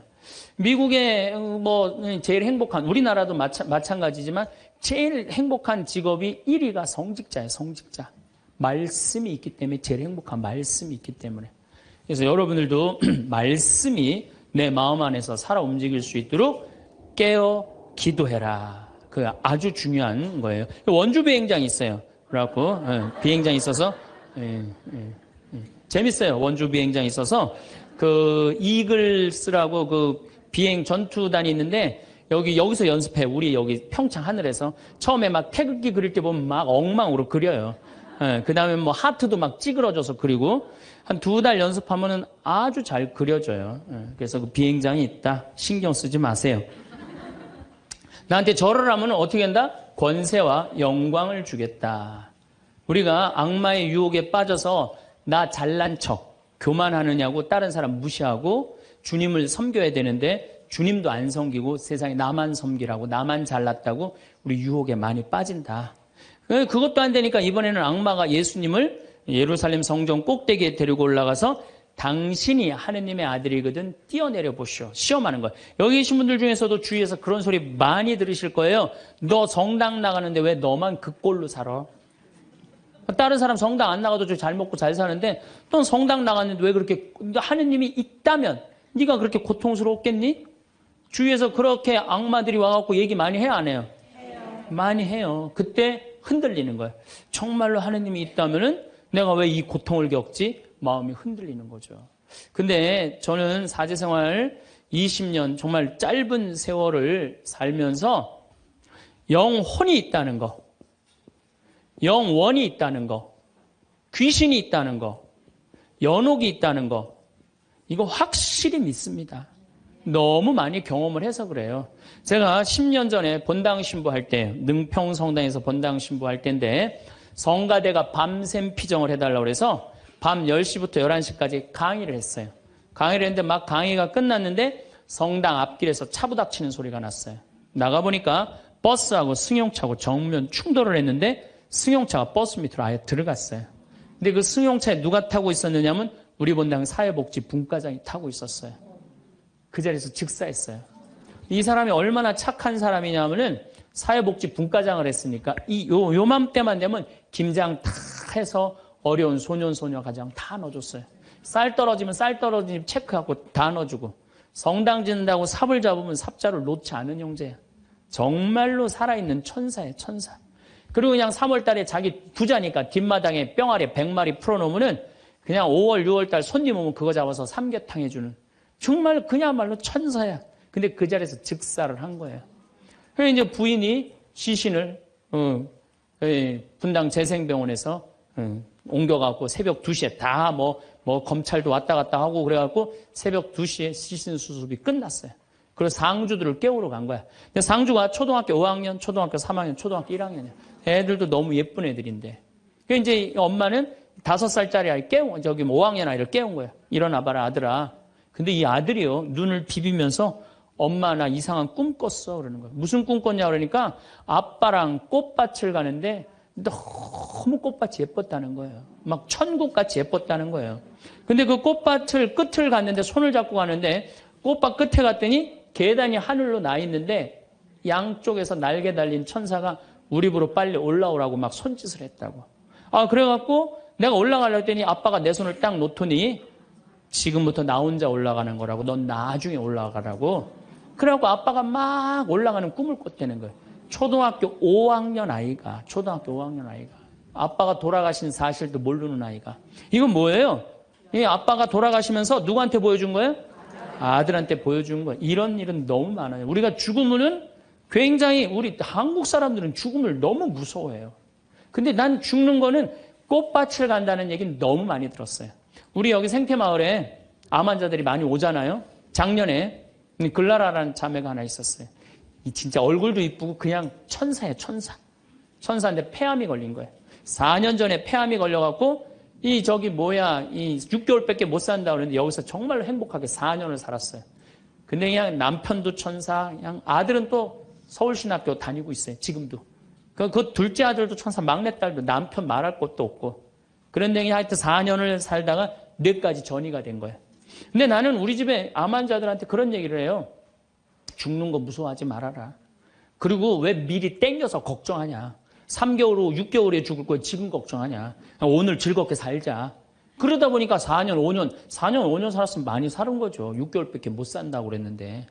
그리고 내가 항상 그랬어요. 죽으면 행복한 대로 가는 거다. 맨날 그랬어요, 내가. 살아도 좋고 죽어도 좋고. 근데 이 분이, 이 글라라 자매가 뇌까지 전이 된 상태에서 죽은 거예요. 죽었는데 둘째 아들이 참 착해, 그 아들. 엄마 평상시에 죽으면 안 된다고 미리 이게 응급처치를 배운 거야. 엄마 혀가 말려 돌아갔는데 그걸 피고 막 심폐소생술을 하고 살려낸 거야. 그래갖고 이 글라라 자매 살아나서 이제 일산병원에서 내가 만났어. 글라라 자매 그러더라고. 신부님, 내가 정말로 죽음의 여행을 떠나는데 너무 황홀하고 행복했다는 거야. 정말 신부님 말대로 이게 죽는 게 이렇게 황홀하구나. 근데 그냥 아들놈이 살려놓은 거야, 그냥. 살려나갔고 그냥 깨보니까 그래서 한 3개월 정도 혼수 상태로 있다가 세상을 떠났어요. 나는 그분은 천당에 갔다고 확실히 믿습니다. 나는. 내가 미사도 맨날 봉헌하지만은 이미 천국에 가 있어요. 죽는 거는요, 결코 두려운 게 아니에요. 그리고 죽는데 꽃밭을 간다는 사람 난 너무 많이 봤어요. 미국에는 어떤 그 근사체험, 임사체험이라고 그래요. 죽음을 경험한 사람들 2만 명한테 물어본 거. 죽었다 살아 돌아온 사람들 3시간, 5시간, 의학적으로는 죽었다 이런 사람들 3시간, 5시간 후에 살아 돌아온 사람들 물어보니까 모두가 공통적으로 뭐라고 그래요? 꽃밭을 간다는, 모두가. 그리고 빛이 있는 대로 빨리 올라간다는 거. 내가 94년도에도 99살 먹은 할머니야. 병자성사를 하는데 내 손에서 마지막 기름을 바르고 내가 마지막 사제경까지 해주는데 돌아가신 할머니가 있어요. 근데 싹 영혼이 정말 올라가는 게 보이더라니까요.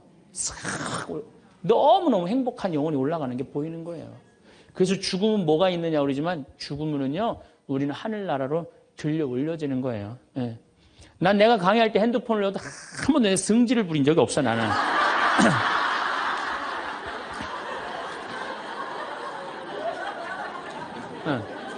하늘로 싹 불러 올라가는 거예요. 그래서 티베트에는 사자의 서라는 책이 있어요. 그 사자의 서라는 책을 보면은요, 죽으면 꽃밭을 간다는 거. 동양이나 서양이나 거의 죽고 난 다음에 세상은요, 무섭고 깜깜한 데로 가는 게 아니에요. 근데 일본의 한 의사가 너무 힘들어서 자살을 했어요. 그랬더니 땅속으로 빨려 들어가는 거야. 근데 살아 돌아온 거야. 그러고 난 다음에 자살하고 살아 돌아온 사람 다 물어보니까 다 똑같은 경험을 했다는 거야. 그래서 돌아다니면서 뭐라 그래요? 자살하지 말라고. 죽어서 좋은 데 가려고 그러면은 자살하지 말라고. 그리고 강의하고 다니는 교수도 있어요. 그냥 죽고 난 다음에 세계가 너무 많은 거예요. 우리 죽고 난 다음에 뭐가 있냐고 그러지만 실질적으로 죽고 난 다음에는 하늘나라가 펼쳐지는 거예요. 그리고 여러분들 하느님 믿었으니까 어떻게 되는 거야? 어디로 가? 하늘나라로 가는 거죠. 여러분들은 그런 믿음과 확신이 있어야 돼. 근데 우리 천주교 교우들은요, 하늘나라에 대한 희망 별로 없어요. 그저 미사 예물을 보면은 오늘도 내가 예물 보니까 맨 대학 입시, 딸 결혼, 뭐 애 생기게 해주고 땅 팔리게 해주고 뭐 월세 나가게 해주고 전세나 그건 미사 예물이 아니에요. 미사는 예수님의 십자가상의 제사를 통해서 우리가 구원의 업적을 쌓는 거예요. 구원의 공로를 나눠 받는 거예요. 그러니까 미사를 드릴 때 내 영혼이 구원받기를 간절하게 예물을 내야 돼. 근데 자기 이름을 쓰고 자기의 구원을 위해서 미사 예물 내는 사람 한 사람도 없어요. 다 자식, 남편, 부모를 위해서야지 자기를 위해서는 안 된다 이거예요. 내가 언젠가 방송에도 얘기했지만은 성 안셀모 성인이 살아서 자기를 위하여 드리는 미사 한 대는 죽어서 드리는 위령 미사 1000대보다 낫다고 그래. 근데 여러분들은 자기를 위해서 한 번도 안 드리는 거 아니에요. 내가 구원받기를. 여러분들 비오신부님 1918년서부터 1968년까지 50년 동안 오상받은 비오신부님 아시죠? 그 비오신부님 매일 피를 3분의 1컵을 쏟았어요. 의사 3명이서 평생을 감염이 될까 치유가 될까 옆에 붙어 있었는데 아무 소용이 없었어요. 이 비오신부님은 처음에 너무 고통스러워서 이거 붕대 감고 다녔어. 다른 사람 표시도 안 내려고. 근데 어쩔 수 없이 당신이 표시로 나오는 수밖에 없었죠. 이분은 미사를 보통 2시간, 3시간 드렸어요. 하고 온 많은 사람들이 이분 덕에 성화가 많이 됐죠. 근데 이분이 뭐라고 그래요? 미사야말로 가장 아름다운 구원의 제사라고 그랬어요. 미사를 가장 귀하게 여긴 현대 성인이에요. 그러니까 여러분들 미사처럼 좋은 게 없는 거예요. 그 미사 시간 예수님의 십자가상의 제사를 통해서 내 구원의 은혜를 받는 거야. 근데 우리는 죽고 난 다음에 생각 거의 안 해요. 그냥 살아서 디립다 받고 싶은 거지 그냥 살아서. 이것도 내가 뭐 욕심에 욕심.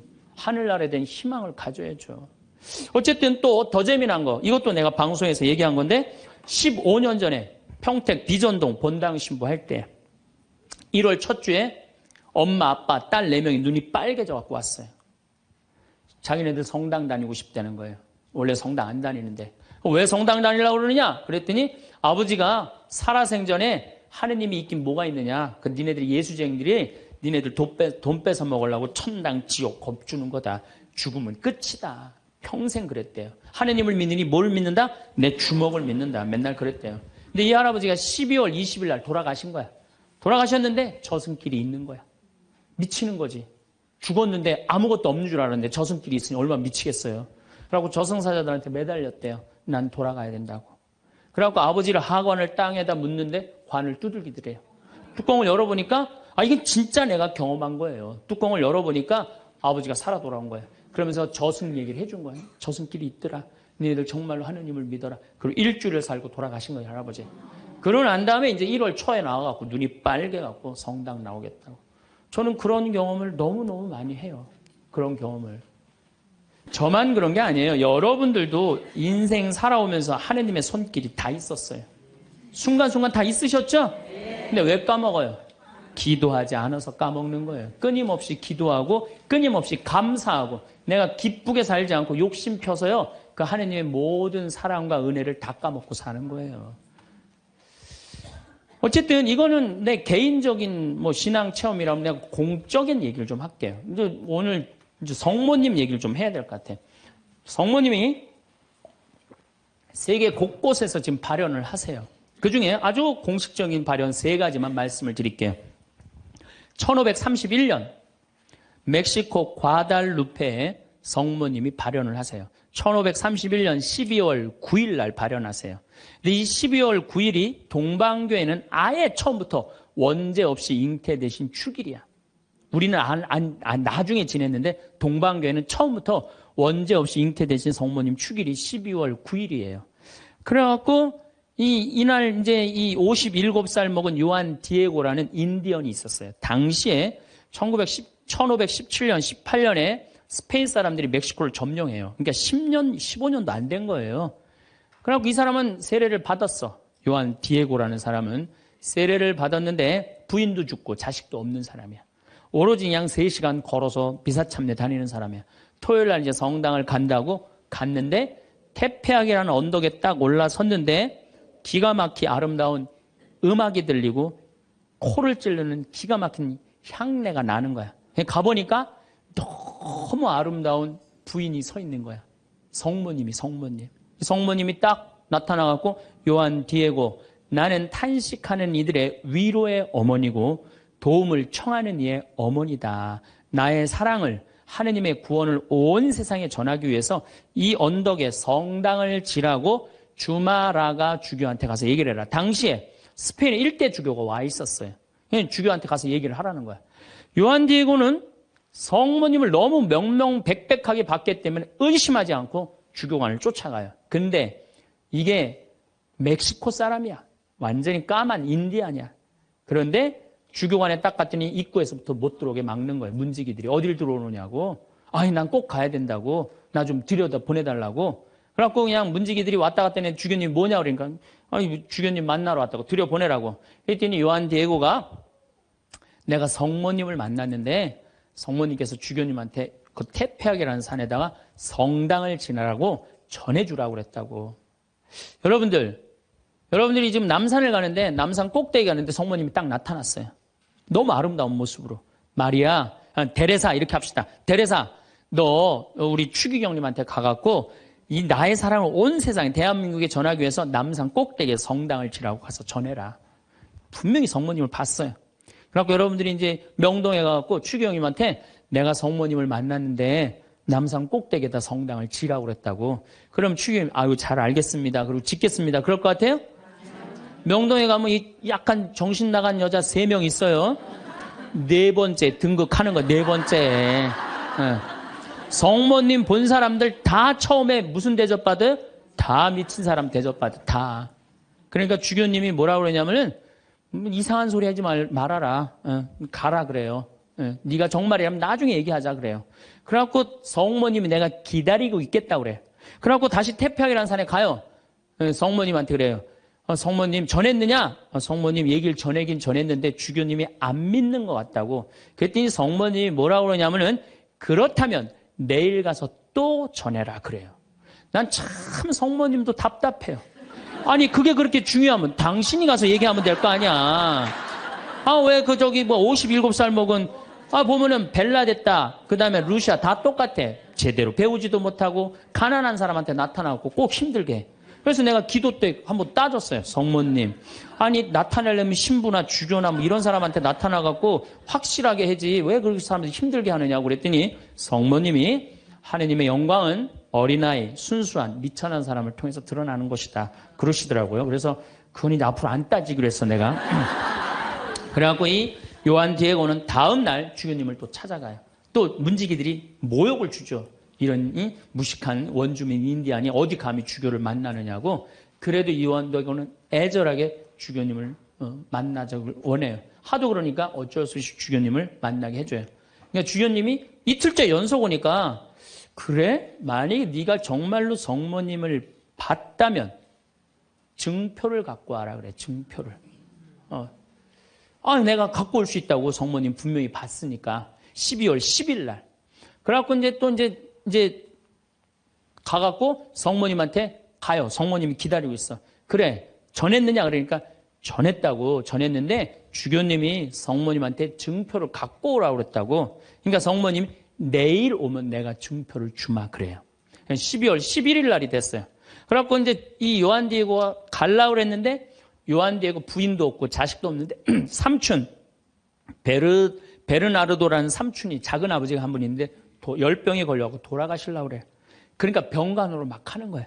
병간호 하느냐고 성모님한테 가긴 가야 되는데 이거 삼촌은 죽으려고 그러고 그래갖고 못 가요. 난 또 요한 디에고도 참 답답한 사람이야. 아니 그 대단한 성모님한테 가갖고 낫게 해달라고 하면 될 거 아니야. 그걸 또 그냥 자기가 간호한다고. 다음 날은 프란치스코 수도의 신부님 병자성사 죽을 것 같으니까 프란치스코 수도의 신부님 병자성사 모시러 간다고 요한 디에고가 얼마나 재미있냐면은 테페하게라는 산을 비껴가요. 성모님 만날까 봐.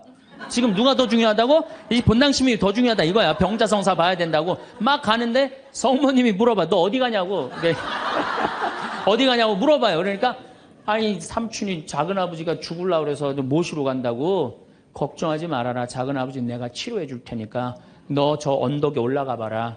올라가 보니까 이 멕시코 시티가 2000m 상공에 있는 도시예요. 12월 달이면 굉장히 추운 도시예요.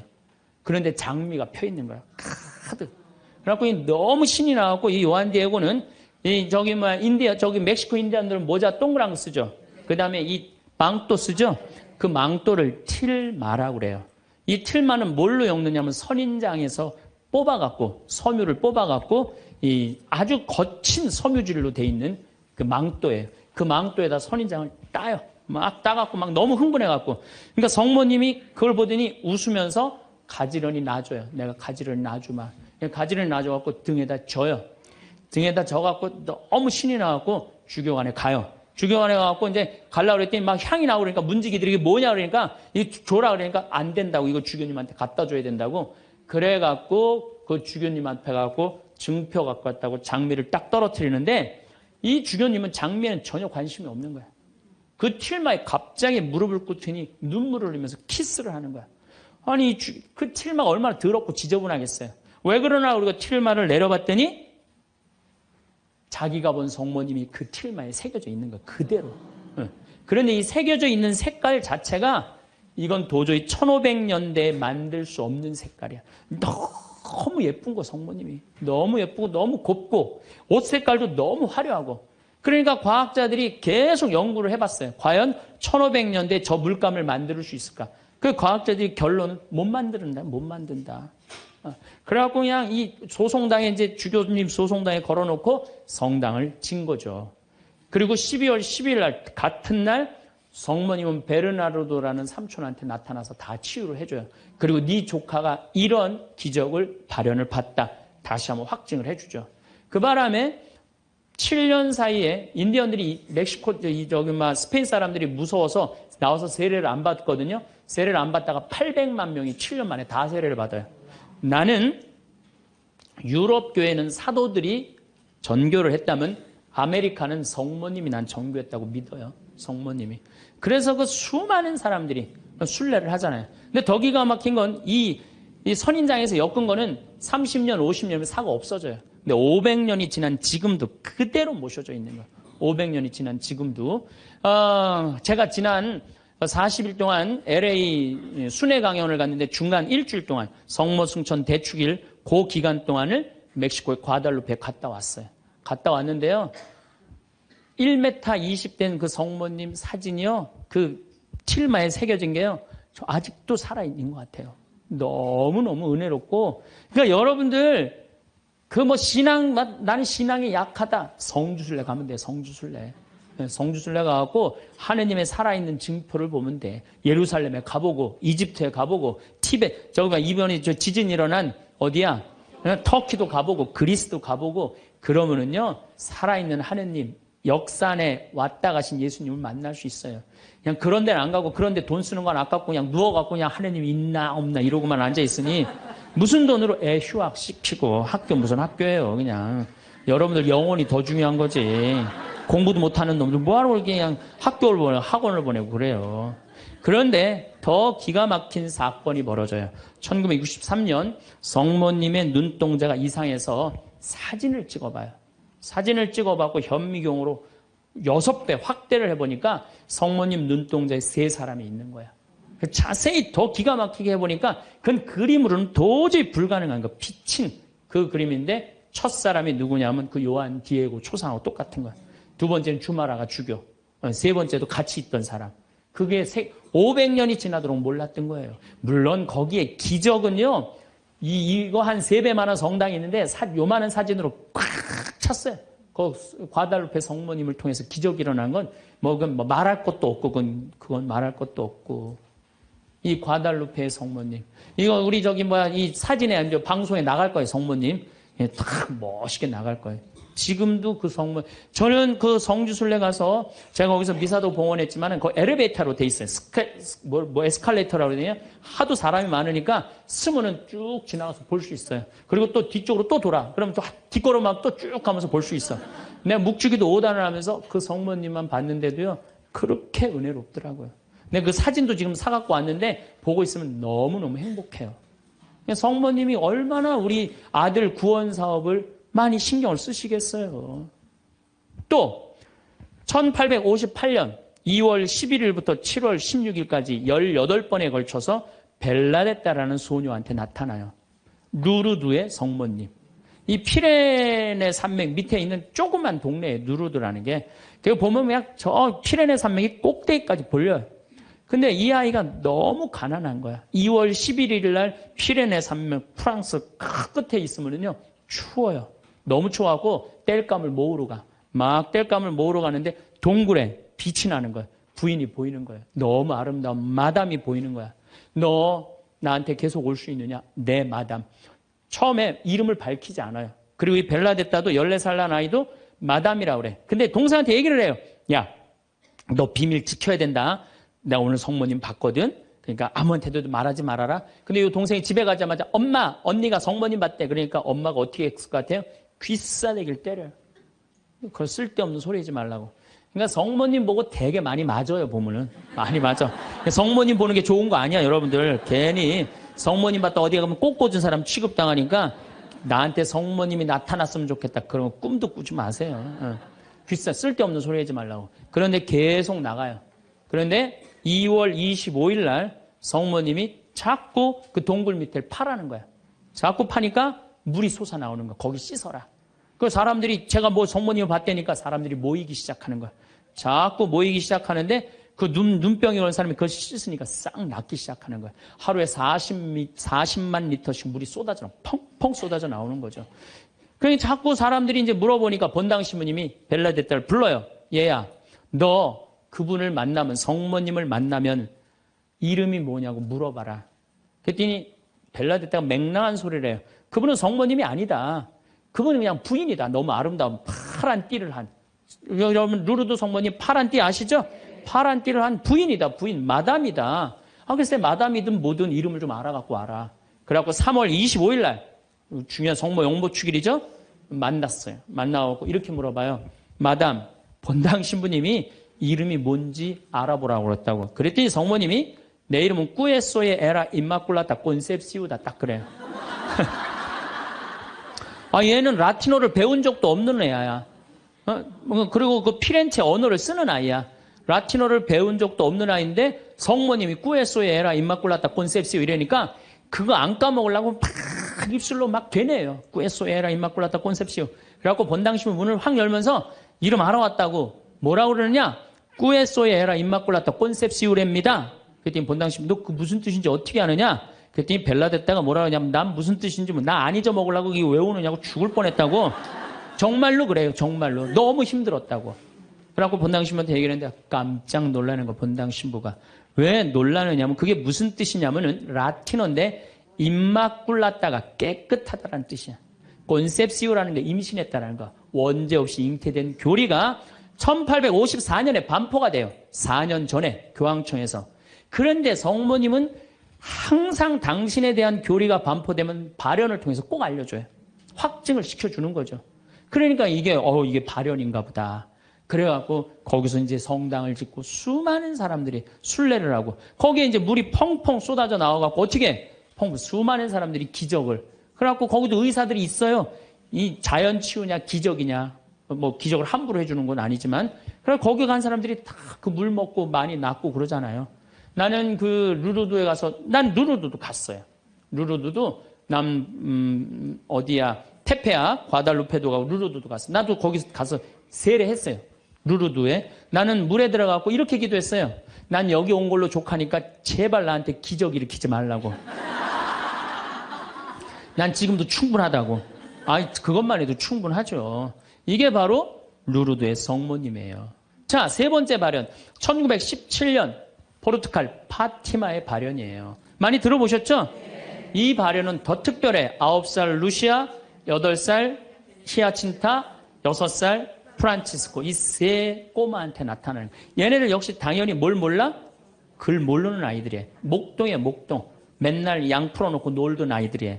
그런데 이 아이들은 더 특별한 일이 벌어집니다. 어떤 일이 벌어지느냐 하면은 1916년에 이 1차 세계대전 막 끝날 때 1916년에 천사가 나타나요. 3번 나타나요. 너희들한테는 특별한 분이 올 거니까 묵주기도를 열심히 해라. 이렇게 얘기를 해요. 마지막에는 성체까지 영해줘요. 천사가. 특별한 경우죠. 그래갖고 5월 13일 날, 1917년 5월 13일 날, 이날도 이 아이들이 막 양 풀어놓고 신나게 노는데 성모님이 떡갈나무 위에 탁 나타나는 거예요. 너무 아름다운 성모님이. 그래갖고 루시아, 히아친타, 프란치스코 너희들 매달 13일 날 여기 와줄 수 있겠느냐. 네, 오겠습니다. 나는 로사리오의 모후다. 여러분들 저기 이 성모님이 그 유명한 그 계시가 뭐예요? 죄인들의 회개. 그렇죠? 그 다음에 또 뭐가 있어요? 연옥 영혼들을 위해서 기도하고 그 다음에 공산주의 회개를 위해서 기도하라는 그 세 가지 성모님이 내리신 계시죠. 뭐 당연한 거죠. 그런데 7월 13일 날은 이 루시아가 천당, 지옥, 연옥을 세 개를 다 봐요. 그리고 이 루시아는 오랫동안 살죠. 오랫동안 사는 히아친다고 프란치스 중간에 다 죽지만 어렸을 때 루시아한테는 특별한 성모님이 계시를 많이 했죠. 근데 9월 달에 사람들이 3만 명이 모여요. 3만 명이. 왜 3만 명이 모이냐면은 자꾸 너무너무 유명해지니까. 그런데 이때 꽃비가 막 내리는 거야. 근데 사람들한테 올 땐 다 녹아내리는 3만 명이 다 같이 경험을 하는 거예요. 10월 달에는 마지막 발현 때는 7만 명이 모여요. 7만 명이. 그런데 전날부터 폭우가 쏟아지는 거야. 폭우가 막 쏟아지고 그 차가 얼마나 많이 모이냐 100대가 모여요. 100대. 1917년에 차 100대면요. 엄청나게 많은 거예요. 마차 130대, 자전거 100몇 대. 그리고 7만 명이 걸어서 그냥 환자들 끌고 그냥 다 7만 전 세계에서 온 거예요. 유럽 전 세계에서. 근데 그냥 전달도 12시에 딱 오셨는데 아니 10월 13일 날 12시에 성모님이 나타난다는데 계속 폭우가 쏟아지는데 안 나타나는 거예요. 그러니까 성모님이 안 나타나니까 그 신부님이 뭐라 그래요? 한 신부님이 뭐라 그러냐면은 내가 이거는 일부러 여러분들 읽어주려고 내가 적어 갖고 왔어요. 이 전날 밤 그곳을 꼬박 세운 한 신부가 물었다. 몇 시에 오시니? 정오에 오십니다. 루치아가 대답했다. 그 신부는 시계를 본 후 다시 루치아를 보면 봐. 지금이 정오란 말이야. 그 부인은 거짓말쟁이라고 우리에게 말할 셈이니 그 신부는 참지 못하고 어린이들을 의심쩍어 했다. 그리고 또 시계를 보았다. 하지만 정오가 넘었잖아. 여러분 모두가 환상이라는 것을 모르시겠습니까? 있을 수 없는 일입니다. 성모님의 발현은 없다는 거예요. 집으로 가세요. 다들 집으로 가세요. 이래요. 그런데 루시아는 부인께서 오신다고 하셨습니다. 신부님 전 그분께서 약속을 지킬 것을 믿고 있습니다. 12시에 오기로 했는데 성모님이 안 오기로 루시아가 얘기를 했는데 근데 1시에 갑자기 비가 그쳐요. 난 또 성모님도 정말로 답답해요. 아니 12시 오기로 했으면 12시 와야 될 거 아니야. 왜 1시간 동안 애를 괴롭혀 애들을. 1시에 갑자기 비가 멎치고 구름이 걷히는 거예요. 거치면서 태양이 비치는데 기가 막힌 장면이 벌어지는 거예요. 태양이 돌면서 무지개 색깔이 나면서 그리고 의심을 품었던 많은 사람들이 와요. 여기도 이제 그 내용이 나와요. 의심을 품었던 사람들이 뭐라고 그러냐면 하느님 우리 죄를 용서해 주소서 이렇게 얘기를 해요. 왜 그러느냐면은 무신론자, 회의론자들이 와갖고 왜 이 공포에 질려서 그러냐면 태양이 돌면서 그 뜨거운 태양이 땅으로 떨어지는 거. 너무 뜨거워갖고 이 사람들이 이게 마지막 심판인가 보다. 공포에 질린 거지. 7만 명이. 그래갖고 막 울면서 막 살려달라고 그러고 그냥 우리를 좀 제발 용서해달라고 그렇게 15분 동안 태양이 온갖 조화를 비추고 딱 제자리에 돌아갔는데 더 놀라운 건 그 7만 명 모두가 이틀 동안 비가 젖었는데 다 비가 말랐고 30cm 진흙이 깨끗하게 꾸들꾸들해진 거예요. 7만 명이 완전히 뭐 한두 명이 본 게 아니라 그 사진을 보면요. 다 이러고 쳐다보고 있는 거예요. 하늘을. 이게 바로 파티마의 성모님이에요. 이렇게 아니 온 세상에 하느님의 현존하심이 명명백백한데 그럼 난 파티마는 내년 2월 달에 또 성주순례 가요. 나는 돈 생기면 무조건 성주순례 가자. 이게 내 신조예요. 네, 네. 이제 파티마에 갈 거예요. 여러분들도 성지 다니세요. 예루살렘도 가시고 제발. 아니 개신교 다니는 분들은 어떻게 해서든지 돈 모아서 개 모아서 가는데 천주교들은 안 가. 우리 하늘나라에 대한 희망이 없어서 그래요. 어떻게 해서든 이 세상에서 복 받으려고 돈 조금 쓰는 거 아까운 거야. 내가 첫날 말했죠. 돈은 쓴 것만 내 돈이에요. 여러분들 아껴봤자 아무 소용 없어요. 그것도 성주순례 가기 위해서 어떻게 쓰셔요. 네. 자, 그렇다면 아직도 나는 의심이 간다. 그렇다면 내가 가장 확실한 증거를 하나 댈게요. 그게 뭐냐면 예수님이에요. 예수님. 예수님이라는 분이 2000년 전 이 세상에 왔다 가셨어요. 아니 그분이 안 왔다 갔다 하면 베드로라는 존재가 탄생했겠어요? 안 탄생했겠어요? 베드로라는 사람은 탄생할 수가 없어요. 베드로, 2대 교황, 리노, 3대 교황, 클레토, 4대 교황, 클레멘스, 알렉산더, 식스토 이래갖고 지금 교황이 265대예요. 2000년 동안 한 번도 끊어지지 않고 그 전승이 내려온 거예요. 예수님의 살아있는 모습을 보고 근데 베드로라는 인물이요. 어떤 인물이냐면은 어부였어요. 그 갈릴레 호수의 어부였어요. 그건 사나이 중에 사나이였어요. 남자 중에 남자였어요. 예수님 정말로 지켰던 사람이에요. 마지막에 배신 좀 해서 그렇지. 예. 그런데 마지막에 예수님을 배신합니다. 정말로. 왜냐하면 그 스승이 그렇게 허망하게 죽을 줄은 꿈에도 몰랐거든. 그래갖고 배신하고 도망가 버려요. 예. 그런데 부활했다는 거야. 그래도 안 믿어요. 그래도 안 믿고 어떻게 갈릴레 호수가 물고기를 잡아요. 또 나타난 거야. 미치는 거지 베드로는. 아니 그냥 죽었으면 한 일주일 후나 한 달 후에 나타나면 얼마나 좋아. 계속 3일 만에 계속 나타나네. 그러니까 물속에 뛰어들고. 그리고 40일 동안 예수님하고 생활하면서 이 사람의 인생은 완전히 바뀌어요. 어떻게 바뀌느냐. 베드로가요 대단한 말 하지 않아요. 돌아다니면서 내가 예수님을 만났는데 이 예수님이 십자가에 못 박혀서 처참하게 돌아가셨는데 3일 만에 부활하셨다. 자, 내 예를 들면 좀 그렇고 여러분들 만약에 본당 신부님이 죽었어. 죽었는데 3일 만에 다시 살아났어. 완전히 땅까지 다 묻어놨는데 3일 만에 주일날 딱 나타나갖고 나하고 같이 밥 먹자 그러고 강론을 했어. 여러분들 주에 나가고 우리 신부님 죽었는데 3일 만에 살아나왔다고 얘기할 것 같아 안 할 것 같아요? 아마 온 세상 돌아다니면서 얘기할 거예요. 그렇죠? 그 경험이 베드로한테 있었던 거예요. 그 예수님을 40일 동안 보고 가만히 있을 수가 없었던 거야. 이젠 죽음도 불사하는 거지. 그 12제자가 다 같이 경험한 제자 11제자가 온 세상을 돌아다니면서 그걸 전한 거예요. 그 전한 게 지금까지 우리한테 내려온 거야. 그러면 이 성서, 그 사람들이 이제 베드로가 전한 얘기를 적어갖고 성서 안에 예수님을 써놓은 거예요. 우리가 성서에 예수님이 한 말씀은 살아 움직이는 그분의 2000년 전의 현존이야, 현존. 그것만 읽어도 가슴이 아마 미어 터질 것 같아요. 근데 그냥 성서도 안 읽고 성지순례도 안 읽고 그냥 맨날 천장에 누워갖고 예수님 있는 거야 없는 거 이러고 의심을 하고 앉아있으니 이게 얼마나 한심한 유혹에 얼마든지 빠질 수 있어요. 자, 그랬더니 이제 여러분들 이제 오늘 이제 신앙심이 생겼어. 좀 생겼어요? 네. 그래, 맞아. 생겼어. 이제 하느님은 확실히 계신 거야. 성모님도 있고 예수님도 있고 오늘은 굳건한 마음으로 믿음으로 돌아갔어. 오늘 잘 때요. 악마가 와서 뭐라고 그럴 것 같아요. 야, 그거 신부님 그거 개인적인 얘기지. 그거 아니야. 있긴 뭐가 있어. 없어. 계속 끊임없이 유혹받아요. 그렇다면 우리가 이 유혹에 안 빠지려면은 어떻게 해야 되느냐. 유혹에 안 빠지려면은요. 끊임없이 기도해야 돼. 그렇죠?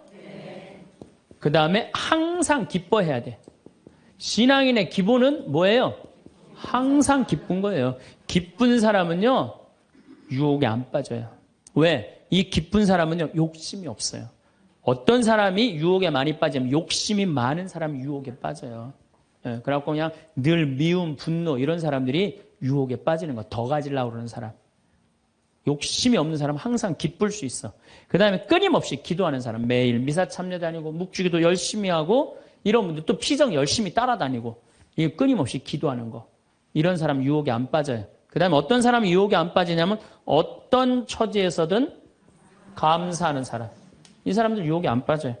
내가 나이 50이 넘었다면 이제는 인생관을 바꿔야 한다. 인생 전반전과는 다른 삶을 살아야 한다. 매달리지 말고 애쓰지 말고 주변을 정리해야 한다. 그동안 너무 남을 의식하고 휘둘리며 살았다면 이제는 그러지 않아도 된다. 특히나 그것이 가족이었다 해도 말이다. 다른 사람에게 매달리지 않아야 남은 인생을 더 풍요롭게 살아갈 수 있다. 그래서 미움받을 용기가 생겼을 때 비로소 행복해질 용기가 생겼다고 하는 것일까? 오늘은 쇼펜하우어의 인생론을 통해 나이 들수록 주변을 정리하고 온전한 나로서 행복해지는 법에 대해 들어보자. 인간은 배신하는 존재다. 타인에게 지나치게 관대하지 마라. 안 좋았던 관계를 회복하려고 굳이 노력해봤자 좋을 게 없다. 똑똑한 사람은 용서를 하지만 현명한 사람은 무시를 한다. 가족에게도 다 맞춰줄 필요 없다. 맞춰주면 당연한 줄 안다. 사람은 혼자일 때야 비로소 온전한 자신이 된다. 내 상황이 힘들어지면 친했던 사람들도 다 주위를 떠나기 마련이다. 고독을 사랑하는 사람만이 진정한 자기 자신이 될 수 있는 법이다. 착하고 순수하게 사는 게 좋다고? 상처받고 인간관계가 다 끊겨봐야 알겠는가? 친구란 건 한순간에 사라지는 것이고 나 자신밖에 없다는 것을. 사람을 대할 때 처음에는 일부러 친절하고 계산 없이 대하는 것도 나쁘지 않다. 하지만 상대방이 만약 선을 넘으려고 하는 기색을 주면 그땐 인연을 끊어버리는 것이 좋다. 이렇게 하면 새로운 사람을 사귀기 어렵다고. 쇼펜하우어에 따르면 인간은 태생부터 고독한 존재이고 모든 고통과 번뇌의 원인이 타인과의 관계에서 오는 거라고 한다. 타인에게 지나치게 관대하거나 친절하게 대해봤자 상대방은 선을 넘기기 일수다. 주변 사람한테 잘해주기만 하면 고마움을 느끼지 못한다. 원래 친절한 사람이니 이 정도는 괜찮다고 생각하기 마련이다. 그리고 계속 호의를 요구하면서 호의가 권리가 된다. 타인을 도와주고 싶다면 도와줬을 때 고마워하는 사람만 도와줘라. 인간은 항상 위를 보고 살아가는 게 문제다. 언제나 위만 바라보게 되면 사람은 불행해지기 쉽다. 위보다는 아래를 봐라. 지나치게 행복해 보이는 사람은 겉으로만 행복해 보이는 경우가 많다. 실제로는 불행을 숨기고 사는 사람이 더 많으니 의심해 봐야 한다. 이해관계가 달라지면 사람은 배신하고 가면을 쓰는 법이다. 그러면 어떻게 인간관계를 맺어야 할까? 쇼펜하우어는 친절함이 친절함으로 돌아오는 사람과 연을 이어나가라 이야기했다. 무조건적인 친절이 어리석다기보다는 고마움에 베풀고 보답할 줄 아는 사람과 가까이 해야 한다. 싸울 때는 중립을 지키는 게 좋다. 말도 가급적 아껴라. 세상은 넓은데 반의 사람은 무섭다. 드러내지 말고 벙어리가 되는 편이 좋다. 나이 들어 돌이켜보면 착한 사람으로 인정받기 위해 노력하며 사는 게 큰 가치가 없다. 인간은 본래 이기적이고 남는 건 친구나 지인이 아니라 가족뿐이다. 사람은 무슨 일을 겪든지 자신에게 이득이 되지 않으면 멋대로 행동한다. 10년지기 친구라고 해서 다를 바 없다. 인간은 자기에게 이득이 되지 않으면 언제든 배신하는 존재다. 인간은 너그럽고 친절하게 대하기만 하면 버릇이 없어진다. 마치 어린아이와 비슷하다. 사람을 대할 때 친절하거나 관대하게 대하지 마라. 특히나 천박한 성격을 가지고 있는 사람을 조심해야 한다. 천박한 사람들은 자기와 본성이 다른 사람을 보면 시기 질투하고 끌어내리려 한다. 인간관계를 맺을 때는 적당히 유지할 정도만 잘해줘라. 가까운 관계가 아닌 이상 굳이 지나치게 친절할 필요가 없다. 관계를 적당하게 유지하다 필요하면 인연이 되는 것이고 인맥이란 건 있다가도 없는 것이다. 너무 과한 친절을 베풀지 않는 게 자신에게 좋다. 잘해주다 보면 타인은 그게 당연한 줄 알고 별일 아닌 일에도 화내고 실망하게 된다. 그러면 인간관계를 잘하기 위한 방법은 없을까? 아주 쉬운 방법이 하나 있다. 자기 일을 열심히 하면 위아래로 존중받을 수 있다. 아랫사람은 당신을 따를 것이고 윗사람은 오히려 당신의 눈치를 보게 될 것이다. 자기 일에 충실한다면 함부로 말하거나 대할 수조차 없다. 인간은 고슴도치와도 같다. 고슴도치에 돋쳐 있는 가시처럼 타인과 너무 가까이 지내면 가시에 찔리게 된다. 상대방에게 너무 많은 것을 기대하지 말고 받으려고 노력하지도 말아라. 어차피 인간은 혼자다. 사람은 홀로 태어나 홀로 죽는다. 타인의 기준에 지나치게 얽매이거나 상대방에게 잘 보이려고 하지 마라. 남 시선을 많이 신경 쓰는 사람은 그들의 노예와도 다름없다. 남들이 안아주기를 바라지 말고 남들이 알아주는 것을 초월해서 살아라. 타인의 시선에 얽매이지 않는 사람만이 진정 행복해질 수 있다. 배신당한 적이 있는가? 배신은 누가 하는가? 대부분은 친하지 않은 사람이 배신을 한다고 생각하지만 실상은 반대다. 가까운 사람이 배신을 하는 경우가 많다.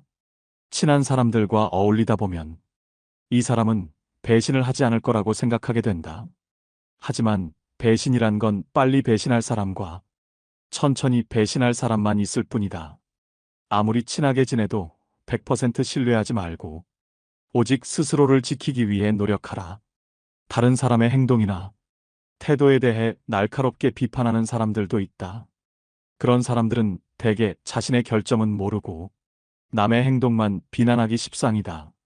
설령 그런 이들에게 비판받더라도 노여워하지 말고 실망하지도 않는 게 좋다. 남을 험담하고자 하는 건 사람의 본능이자 본성이다. 삶은 괴로움의 연속이다. 항상 기쁠 거라고만 기대하는가? 행복이란 건 짧고 스쳐 지나가는 순간에만 느낄 수 있는 것이다. 행복과 쾌락만 쫓아가다 보면 평생 행복이라는 걸 즐길 수가 없게 된다. 삶에는 고통과 불안함이 존재할 수밖에 없음을 받아들여라. 인생의 고난은 평생 동반될 수밖에 없는 것이다. 인간은 기본적으로 혼자 살아가고 혼자 고난을 이겨내고 혼자 죽어가는 존재다. 우리가 종종 혼자 있을 때 편안함을 느끼는 것도 바로 그런 이유에서다. 외로움과 고독의 차이를 아는가? 외로움은 혼자 있을 때의 고통을 나타내는 단어인 반면 고독은 혼자 있을 때의 순간이 인간에게 편안하다는 것을 나타내기 위한 단어다. 사람은 다른 사람의 시선을 신경 쓰며 타인처럼 살기 위해 인생의 4분의 3을 잃어버린다. 인간이 왜 사람과 어울리고자 하는 본성이 있는지 아는가? 바로 고독이 두려워서 다른 사람들과 어울리고 싶어 한다. 인간관계를 맺는 행위 자체가 즐거워서가 아니라 고독이 두려워서 사람을 사귄다. 나약한 사람들은 자신의 운명을 한탄하며 고독을 즐기는 법을 모르고 사람들만 사귀러 다닌다. 모든 인간은 고독 속에 태어난다. 그리고 고독 속에서 사교 활동을 하려고 하는 존재다. 그렇다면 고독이란 무엇인가? 고독은 인간이 자신의 자아를 발견하고 인생의 의미를 깨닫는 과정이라고 보면 된다. 이제 사람을 대할 때 왜 지나치게 관대하거나 친절할 필요가 없는지 알았는가? 아무리 친해도 돈을 빌려줄 필요도 없다. 돈을 빌려준 것이 화근이 되어 친구를 잃는 경우가 많다. 또 상대는 오히려 오만해진다. 10년지기 친구여도 가끔씩 무시하는 태도를 취하는 것도 도움이 된다. 그럼 인간관계를 맺을 때 어떤 자세를 취해야 할까? 상대방이 당신을 필요로 하지 않아도 잘 지낼 수 있도록 내면의 힘을 길러야 한다. 그리고 사람들을 존중하면서도 언행을 조심해라. 어차피 인간의 본성에는 착한 면과 이기적인 면이 동시에 존재한다. 그리고 사람들은 상황이 어려워지면 떠나기 마련이다. 아무리 가까운 사이라도 항상 주변 사람들이 떠날 수 있다는 것을 염두에 두어라. 또 친한 이들을 경계해라. 친한 이들에게 속거나 당하는 경우가 대부분이기 때문이다. 타인의 좋은 면만 보고 신뢰하는 것은 좋지 않다. 타인에 대한 기대치를 낮춰라. 인간은 본래 이기적이기에 그런 이기주의는 타인에 대한 존중심과 배려심을 낮춘다. 외로움을 받아들이고 타인에게 의존하지 마라. 이렇게 힘든 시기를 견뎌내는 것은 어려운 일이다. 하지만 이러한 시기를 통해 우리는 더욱 성장하고 더욱 강인해질 수 있다. 스스로의 강인함을 길러나가면서 우리는 더욱 자신감을 가지게 되고 어려운 상황에서도 극복할 수 있는 힘을 키우게 된다. 당신의 외로움과 공허함을 채울 수 있는 방법은 많다. 가족, 친구, 취미 등 다양한 것들이 있을 것이다. 또한 당신의 인생에서 가장 소중한 것은 무엇인가? 이러한 질문에 답을 생각해보며 당신의 인생에 대한 명확한 목표를 설정해보는 것도 좋은 방법이 될 수 있다. 이를 통해 우리는 당신의 고통과 외로움을 극복할 수 있는 더 나은 방법들을 찾아낼 수 있게 된다. 강한 사람이란 고독과 외로움을 견뎌내는 사람이다. 그러나 우리는 단지 고독과 외로움을 견뎌내는 것만으로는 충분하지 않다. 더욱 중요한 것은 무엇인지 아는가? 우리는 고통과 고독의 의미를 알고 이를 극복하기 위해 노력하는 사람 되어야 한다. 이를 통해 우리는 더욱 강인하고 더욱 자신감을 가지게 되며 어려운 상황에서도 우리의 인내력과 근성을 발휘할 수 있게 된다. 인생이란 하나의 실험실과도 같다. 실험실에서 화학 연구가 이루어지듯 인간은 삶이라는 실험실에서 경험을 통해 배우고 성장한다. 언제나 나에게 없는 것만을 생각하고 이를 갈망하는 것은 인간의 본성 중 하나다. 그러나 이러한 태도가 인생을 더욱 비참하게 만든다. 인생을 즐기기 위해서는 현재의 삶을 즐기는 것이 무엇보다 중요하다. 미래에 대한 불확실성은 인간이 직면하는 가장 어려운 문제 중 하나이다. 인간이 가장 무서워하고 두려워하는 것이 한치 앞을 볼 수 없는 불확실성이기 때문이다. 고독과 외로움이라는 문제를 극복하기 위해서는 끊임없이 노력해라. 인간은 불행한 존재가 아니라 도전하는 존재다. 그리고 이러한 도전이 인간의 삶을 더욱 풍요롭게 만든다. 따라서 우리는 마지막 실성에 시달리는 것이 아니라 끊임없이 발전하고 도전하는 삶을 살아가야 한다. 절교한 친구와는 화해하지 않는 것이 좋다는 로마의 격언이 있다. 이는 인간의 성격과 개성이 태어날 때부터 결정되기 때문이다. 갖고 태어난 성격은 죽을 때까지 지니게 되며 내재적인 본능에 따라 행동을 하게 된다. 그러므로 한번 절교한 친구와 화해하게 된다면 같은 상황에서 같은 행동을 되풀이하게 될 가능성이 높다. 이를 방지하기 위해서는 배신자라고 비난하거나 그때는 그럴 줄 몰랐다고 말하는 것보다는 화해하지 않는 것이 옳다. 고독을 사랑하는 습관을 가져야 한다. 다른 사람들과 다르게 뛰어난 개성을 지닌 사람들은 그러한 성향 때문에 본질적으로 고독에 빠지기 쉽다. 그러나 그들이 가진 이러한 성향은 타고난 것이다. 나이가 들면서 오히려 그것이 자유롭고 편안한 기분을 갖게 된다. 이러한 고독의 습관을 더하여 자기 자신을 친구로 생각하는 습관까지 가진다면 그것이 제2의 천성이 되기도 한다. 더불어 고독한 시간을 보내는 것은 창의력을 높이는 데 도움이 된다. 더 많은 시간을 혼자 보내면서 내면의 생각과 감정을 탐구하고 자신만의 독특한 아이디어를 발견할 수 있다. 고독은 자신의 생각을 깊이 있게 탐구할 수 있는 시간과 공간을 제공한다. 이러한 많은 고독한 시간을 가진다면 더 많은 창의적인 아이디어와 해결책을 발견할 수 있을 것이다. 또한 고독한 시간을 보내면서 자신의 감정을 더 잘 이해할 수 있으며 자신을 더 잘 알 수 있다. 따라서 고독을 사랑하는 습관을 가져야 한다. 더 많은 고독한 시간을 보내며 자신과 친구가 되어야 한다. 이러한 방식으로 고독은 자유롭고 창의적인 삶을 위한 좋은 도구가 될 수 있다. 당연히 젊은 시절에는 고독을 사랑하는 습관을 가질 수 있는 것이 쉽지 않다. 그러나 이제는 그런 마음이 아주 편안하고 간단한 것들이 될 수 있다는 것을 알아야 한다. 고독이라는 마음은 마치 물을 만난 물고기처럼 아주 자연스럽게 되는 것이다.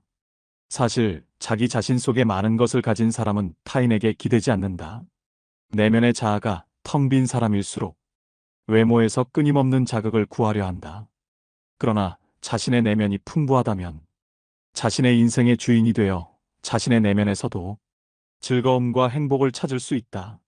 이를 통해 자기 자신을 이해하고 자신의 감정을 인식하고 자신의 생각을 이해할 수 있다. 그리고 외부 세계와 상호작용할 때 더욱 성공적이고 만족하는 인생을 살아갈 수 있다. 우리는 종종 인생에 대해 불평하지만 이것이 인생의 최고의 기회와 선물이 될 수도 있다. 인생을 살아가는 재미와 의미를 발견할 수 있다.